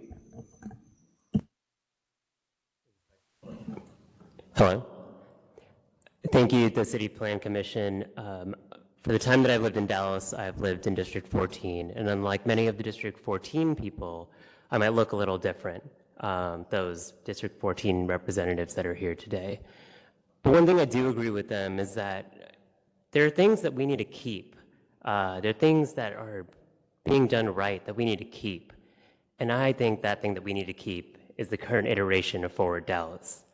What I disagree on is that there's an expectation that, we need to preserve our neighborhoods, but the people that are talking about preserving neighborhoods aren't acting as neighbors. They're not acting neighborly. And I think they're misrepresenting intentionally the specifics, both the financial specifics and the cultural specifics of what an injection of missing middle housing can do for this city. Forward Dallas is a land use plan, not a zoning doctrine. Maintaining Forward Dallas in its current iteration, running with Forward Dallas as is, leads with the idea of forward, looking at what Dallas can be and embracing what it is, doing all of that together, making sure that every current and future Dallas resident has a place to live, has a place to exist, and have a place to call home. Thank you for listening. I appreciate your time. Thank you, sir. Could you please state your name and address for the record? Oh, my name is Amit Banerjee, 2820 McKinnon Street. Thank you so much.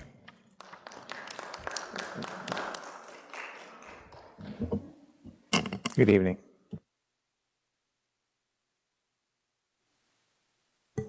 Good evening. My name is Rock Barrera, and I reside at 4024 Boca Bay Drive. I'm a fourth-generation Dallasite, and I did take the DART to be here today.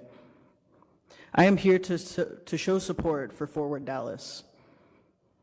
I would like to see more ADUs, middle housing, and more density in my neighborhood. I would like to invite more people to my area to connect with and find community with. Thank you. Thank you for joining us.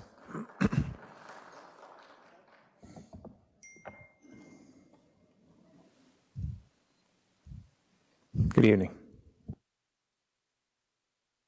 Hello. Talk. That's better. My name is Ted Palais, 7407 Fair Oaks, Dallas, Texas. And I came here tonight to just give a special thanks to the Forward Dallas Group for working so diligently on a masterful and huge project that this Forward Dallas is. I represent property owners in Vickery, which is an area in Northeast Dallas in the Midtown Improvement District. And we've worked with the Forward Dallas going on 2 years in group meetings and in personal meetings to go over the maps very, very minutely and specifically. And I will tell you that Andrea and Patrick, who have worked with us most closely, have done an excellent job. And this is a big, big undertaking that they have. For the CPC that's over here and listening, the group that I represent, which is probably 80% of the property owners within an authorized hearing zone that was purportedly put together by us, which we did not do. I've petitioned with 80% of the ownership in that zone not to allow for the authorized hearing to be continued. In fact, we've advocated it and have support for you guys to terminate it. We work hand in hand with Forward Dallas. We've put together a masterful economic and fiscal forecast and plan for our area, and have worked with the city of the Dallas hand in hand in their transportation and parks departments, and are actually participating in design elements of the future of this Midtown Improvement District. We've gotten our renewal. We're year one in, and we have high expectations of ourselves, the property owners in our district, and the city of Dallas working with us. What we do feel that we need is freedom in the area of zoning. Forward Dallas is not a zoning overlay. It is a land use plan, and we hope that we maintain it as that, and you guys will take up your pens and pencils and listen to the survey stakeholders in our district to terminate this cloud to our title called a authorized hearing, so we can move forward in our pursuit of the same dreams that Forward Dallas has for the city of Dallas. Thank you all very much. Thank you for joining us.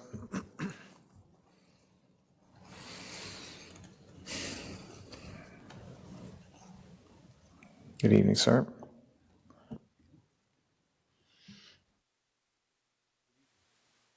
Good evening. There we go. First, my name is David Shin. I live at 6157 Richmond Avenue. First, I'd like to thank all the commissioners for all the time and effort that you folks have put in. And I'd like to thank staff especially for the brutal time that they've put in, but also the entire group that we have behind us this evening, all the citizens who have found the time or have made the time to become involved and to become educated. I wholeheartedly support Forward Dallas. I find it not to be a perfect document, but I do find it to be a necessary document. One of the things that's been striking to me this evening, sitting here watching all the speakers, is the generational divide between the speakers. We have a group of older, established, single-family homeowners who are simply looking to protect their homes. And we have a group of younger folks who are simply looking for hope and a way to live in our city. I ask you all, what's Forward Dallas about? Are we looking towards the past, or are we looking towards the future? Please think about that. My neighborhood is Lakewood Heights. My neighborhood association is 1,100 homes. Amazingly, it was built, now full disclosure, I live in a duplex in an R75 zoned area. My neighborhood was built as a mixed-use neighborhood, and today, it's amazing to think that that mixed use of duplex, triplex, quads, 8, 9, 10-unit apartment buildings, we all live harmoniously, healthy, a thriving neighborhood. It hasn't been destroyed, it hasn't died. It's a mixed-use neighborhood.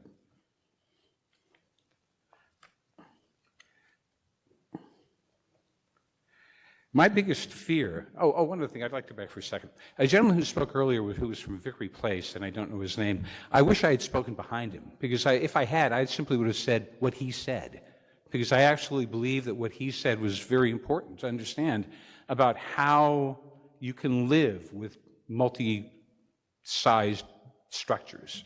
Density, I'm all for it. Diversity, I think, is important. Again, when I look at these young folks, you know, the idea that they're not going to have an opportunity to live, to say that they're not going to be able to screw them, they're not going to be able to buy a house in our city, I find that to be frightening, quite honestly. It scares me when I hear that being said. My biggest fear in all of this is that CPC or council is simply going to gut this document and make it ineffective. That's my biggest fear, because it's too important for the city of Dallas, for Forward Dallas to move forward and be implemented. I understand politics. I understand but I also understand there's a time for top politics, and there's a time for good policy. Pass Forward Dallas. Thank you. Thank you for joining us.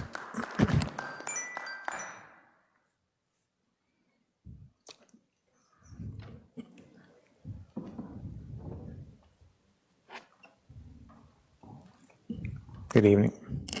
Good afternoon. My name is Cynthia Salinas Dooley. I live at 726 South Clinton Avenue in District 1 in Oak Cliff. And I was at the same meeting that Mrs. Keme was last night. And I also, she's very kind and very polite. I'm just going to be a little bit more frank.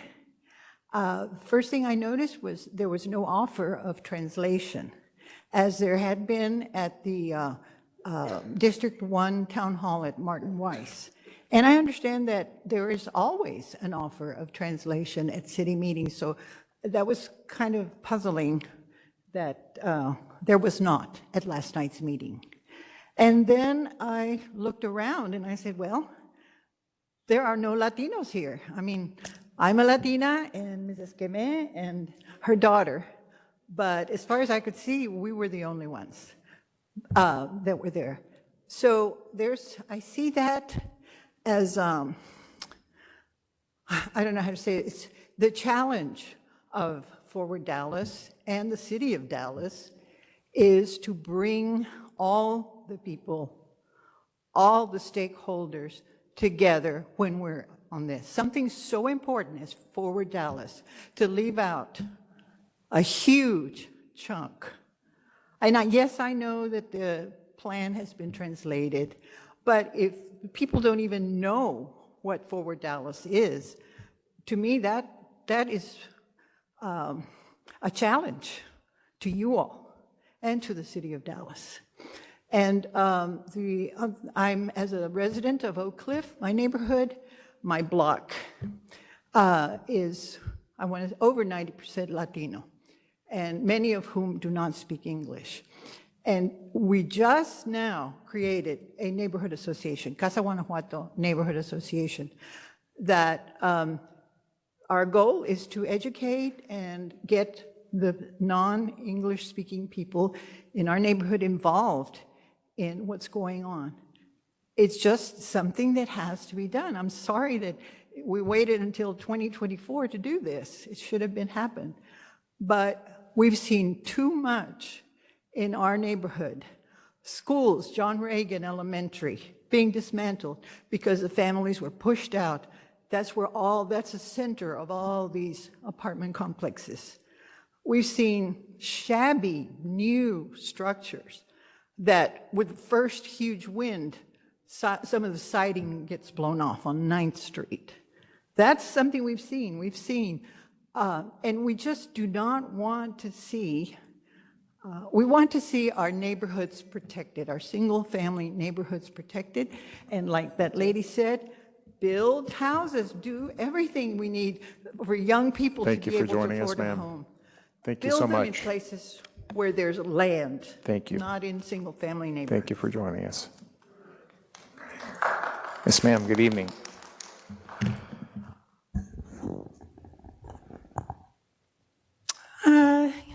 Good evening, everyone, commissioners.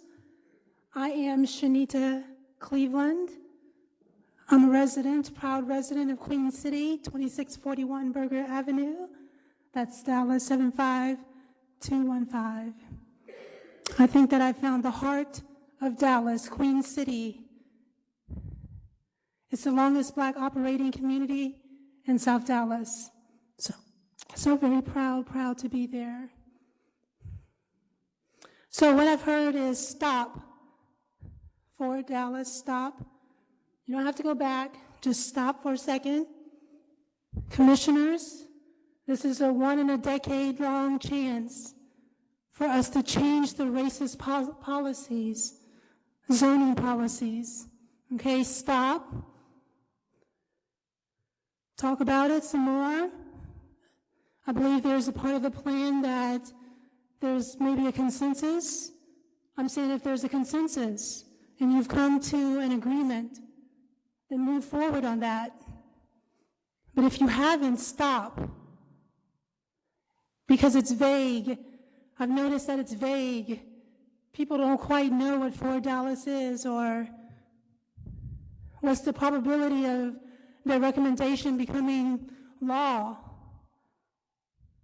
How much do you listen to them?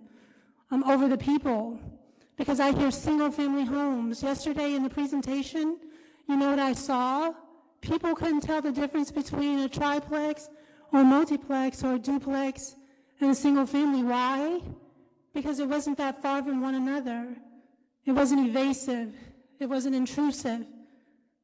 Okay? You've also heard push it to the outside, because we have a community of children and animals and people who love to run and walk in the community and not be smogged out by industry.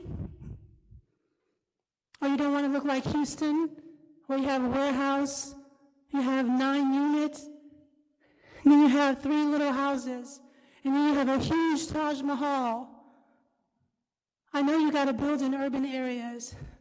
We know you got to expand for 300,000. We know you have to prepare. But what about the people that are already there? What about the people that bought their homes because they want to see other single-family homes come up? People that can afford a place to live. My landlord went from $995 to $1,425. I'd never seen it. I was like, man, is that legal in Texas? My Lord. I hear people say, man, my taxes are $3,000. I said, it's because of all the building. So what are you going to do different? Are you going to listen? Or are you going to continue like almost the first plan commissioner? Thank you for joining us. Commissioners, Thank you for joining are you us. going to listen? Thank you so much. Thank you for listening. Thank you. Thank you. Have a good evening. Thank you. Next speaker, please.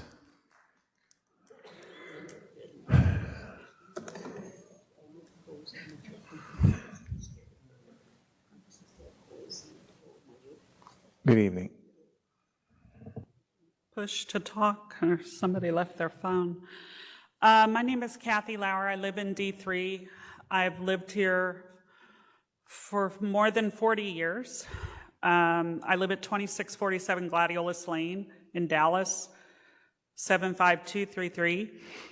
I'm in leadership board on my neighborhood association. I attended the meeting last night. I pay attention. I read the paper. I still subscribe to the newspaper. I come to all these meetings. I've lived in Oak Cliff for a long time. I've learned to be protective, like these ladies spoke about, because I've seen all the shit roll downhill, sorry for the cuss word, into my neighborhood over the 40 years that I've lived there. And I come to the meetings because I do speak English. A lot of my neighbors don't.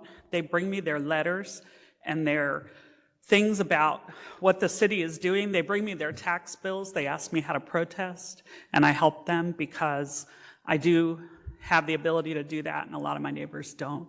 And I agree with what this lady said. A lot of my neighbors have no idea about this. They don't know what's going on because they don't speak English. I just am concerned. I've been to the end of the Red Line in Plano, and I've been to the Carrollton switch yards. Those are some really nice development ideas along the DART rail line. That's a really smart idea for dense development. But putting multi-family homes and apartments that are not owned by these people next door to single-family homes, I think that's a really bad idea of dense development. Who's going to mitigate runoff, water runoff? Who's going to mitigate the effects to people's existing foundations? I live in a neighborhood with no sidewalks. So I don't know where these dense people are going to walk. I don't know where they're going to park their Ford F-250s, all 9 apartments full of them. So I just think that there's a lot of causal effects that I don't hear anybody addressing. I hear, oh, we're going to get dense development and it's going to lower the cost of living. I don't believe that. I don't believe that's true. I don't believe it'll lower the cost of living for anybody. So somebody will get rich from it, but it won't be these people living in 9 apartment buildings, you know, 9-unit apartment buildings. It's not going to help them to afford a house in Dallas. And to the young man who lives in wherever, Dallas, I forget what neighborhood he said he lived in. I'm old. I'm 30 years older than he is, and I'm as stuck in my home as he is. I'm stuck too because of the economy and because of interest rates. I couldn't leave today if I wanted to. So, thank you. Thank you. Next speaker.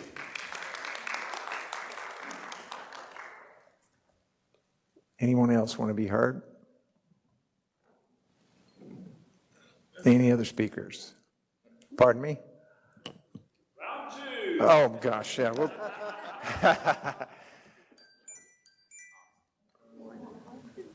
Oh, do we have our online speakers? Pardon me? Perfect, let's do that. Is Ms. Ballard online? Not online. How about Ms. Cleveland? She was here. She was here. Perfect. Thank you for joining us, for registering. How about Brandon Bays? No?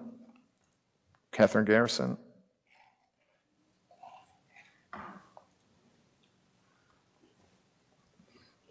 Tony Carrillo? Did he speak before? He might have been here. Not online? Sandra Aldridge? She's online. Ms. Aldridge, good evening.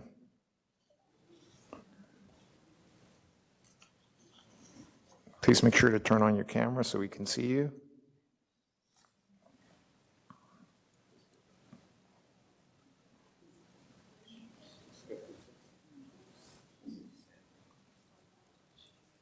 I did not sign up to speak. This is Sandra Allworth. I did not sign up to speak.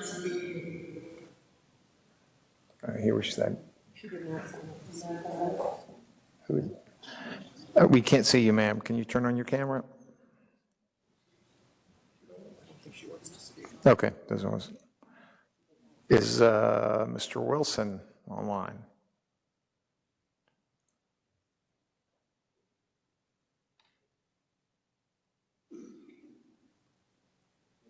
He is online. Mr. Wilson, good evening.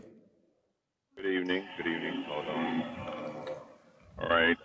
Fortunately, I did a little traveling, so I'm in my car. So, my name is Eric Wilson. Can you hear me? Pardon me, Mr. Wilson. You must have your camera on, sir. State law doesn't allow us to hear from you unless we can see you.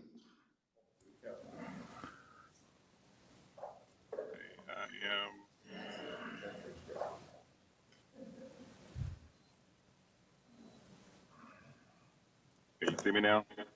Yes, sir. Thank you. Thank you very much. Please continue. Thank you.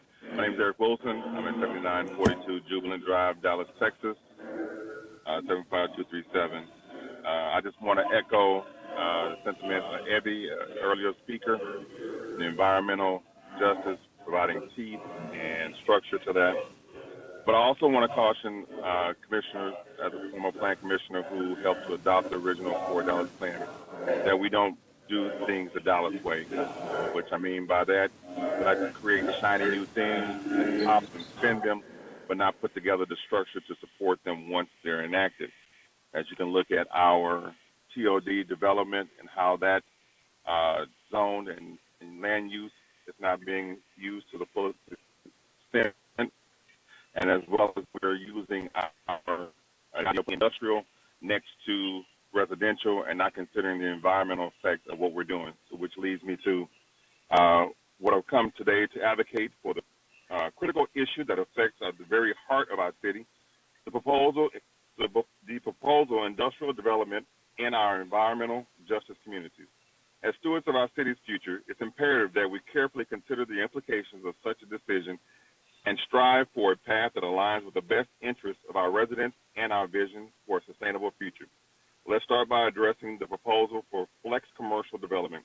While proponents argue that this allows for warehousing and other light industrial activities, we must recognize that this approach comes with a significant cost for our community. Flex commercial may seem like a compromise, but it still opens the door to environmental ruin, increased pollution, and health risks for our residents. Is this truly the direction that we want to take? Furthermore, this proposal directly contradicts the vision we've collectively crafted for our community. We envision neighborhoods that are vibrant, inclusive, sustainable. We envision spaces where families can thrive, businesses can prosper, and green areas are cherished. Industrial development simply does not fit into that vision. It disrupts the harmony that we work so hard to achieve and undermines the values that we hold so true. But there's an opportunity today for positive to advocate for a shift from flex commercial zoning community to community mixed use along South Central Expressway. Community mixed use zoning promotes a diverse range of activities, including residential, commercial, recreational, fostering a vibrant and resilient community. Imagine along South Central Expressway, bustling local businesses, green spaces, affordable housing options. This is the future we should strive for, the future that prioritizes well-being for our residents, fostering economic prosperity, and preserving our environmental for generations to come. By advocating for community mixed-use zoning, we're not just saying no to industrial development, we're saying yes to the vision of Dallas that reflects our values and aspirations. It's a vision of equality, sustainability, and opportunity for all. And in closing, I urge the City Plan Commission to stand with the community for no industrial development and environmental justice community. Let's Thank you, choose a sir. path that honors our vision, Thank you, sir. protects our residents, and ensures Thank you, that we, Mr. Wilson. Your work time right is to up, be- sir. Thank you. Thank you very much. Is Ms. Gurmurthy online? Not online. How about Ms. Hua? She spoke. Ms. Quintero? She's online. Ms. Quintero, good evening. Can you hear me? Yes, we can. Okay. Just please make sure your camera is on and working. There we go. We can see you now. Good evening. Okay. Good evening. My name is Laura Quintero, 330 Linkwood. So I'm on the board of Risk, and I support Forward Dallas. This document is important as it creates a way to racial and environmental justice. For decades in West Dallas and jobs have been harmed by racist zoning practices that allowed toxic industries next to residential buildings. This plan is not perfect, but it is an opportunity for residents of West Dallas and Njopi to receive racial and environmental justice. It is unfortunate to see Dallas act so greedy towards stopping this plan. This plan will not harm the integrity of their single-family neighborhoods. These neighbors are not adjacent to toxic polluters like GAF and TAMCO. Dallas pushed towards a more racially and environmentally just policies and practices. It is a great opportunity to put in place the racial equity that was put in place a couple years ago.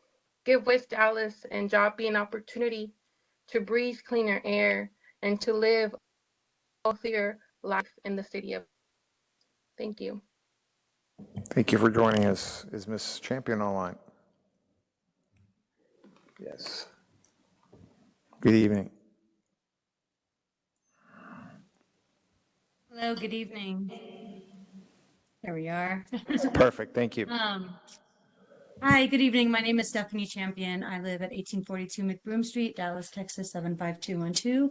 I also serve as the Chief Community Development and Policy Officer for Builders of Hope CDC. We're a West Dallas-based nonprofit affordable housing and community development organization. In partnership with the Greater West Dallas community, we are leading out the West Dallas Community Vision Plan, a comprehensive vision of community-centered priorities and goals for all of West Dallas.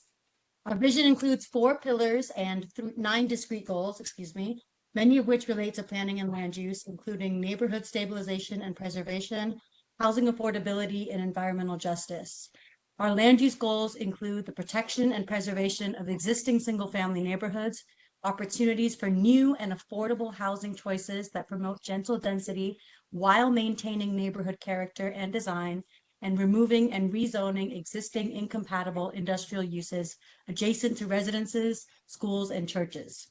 Our Vision Plan Task Force, made up of West Dallas residents, has actively participated in the Forward Dallas public engagement process since its inception, and I'm grateful to say that the latest draft and maps have taken much of our feedback into consideration. We fully support the housing and environmental justice goals and accompanying action steps set forth in this current plan.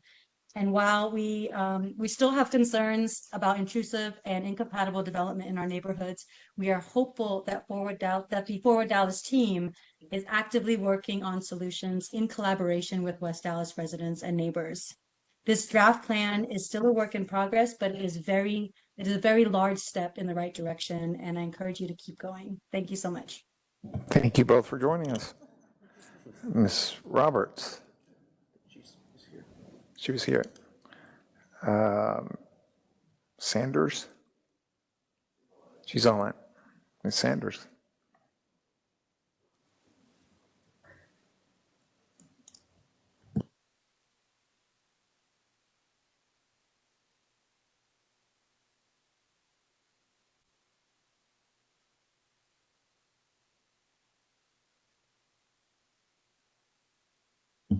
Ms. Sanders, if you can hear me, we're ready for your comments.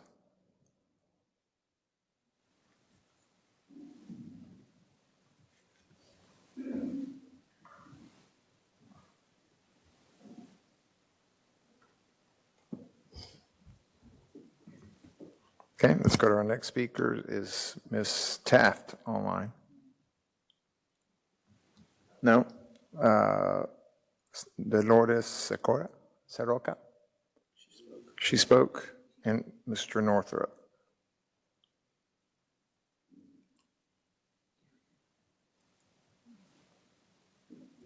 He's online. Mr. Northrup, good evening.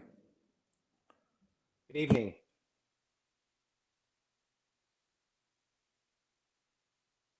Good evening.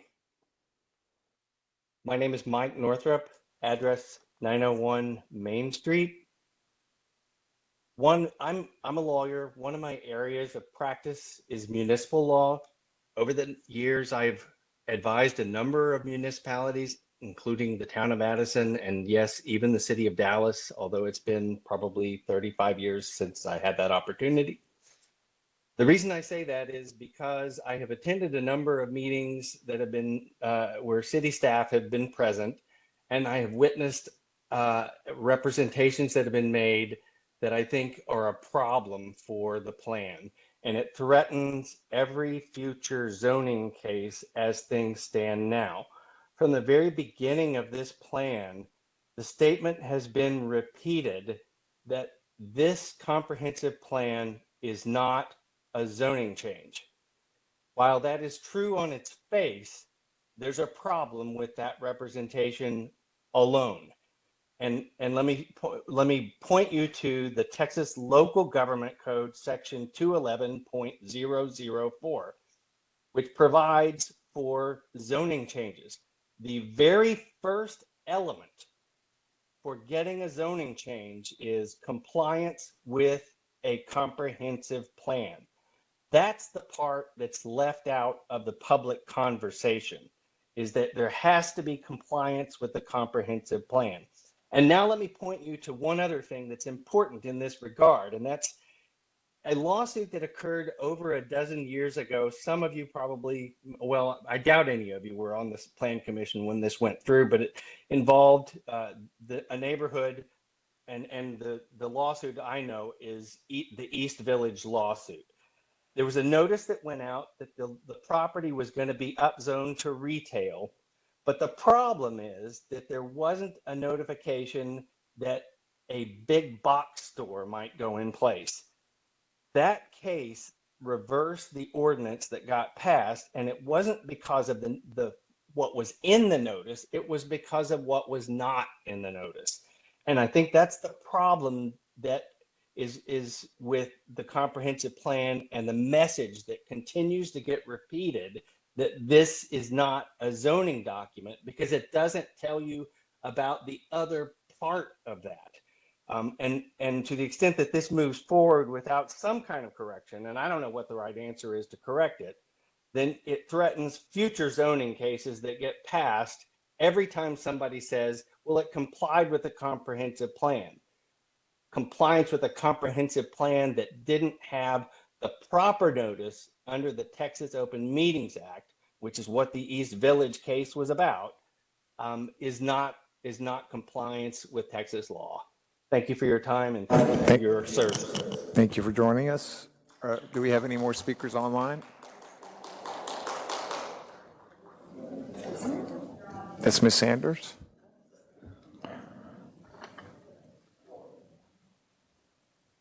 Ms. Sanders, good evening.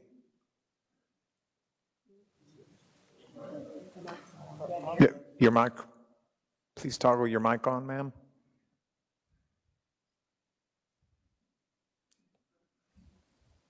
Not yet. We can't hear you.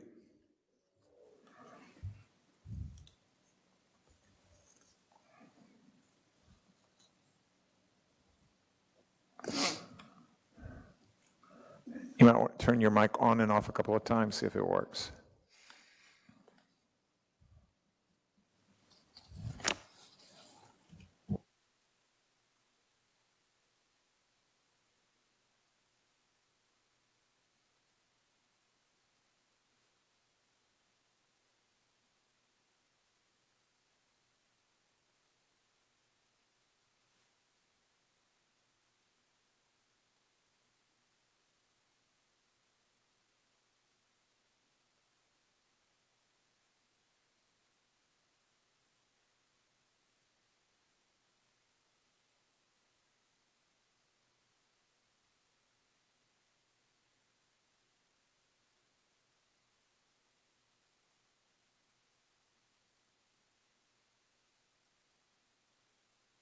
A couple more seconds. Uh-oh. Did we lose her? She's still on? Oh, we can't hear you. My apologies. Have you tried the little mic on the screen? Maybe clicking on that a couple of times?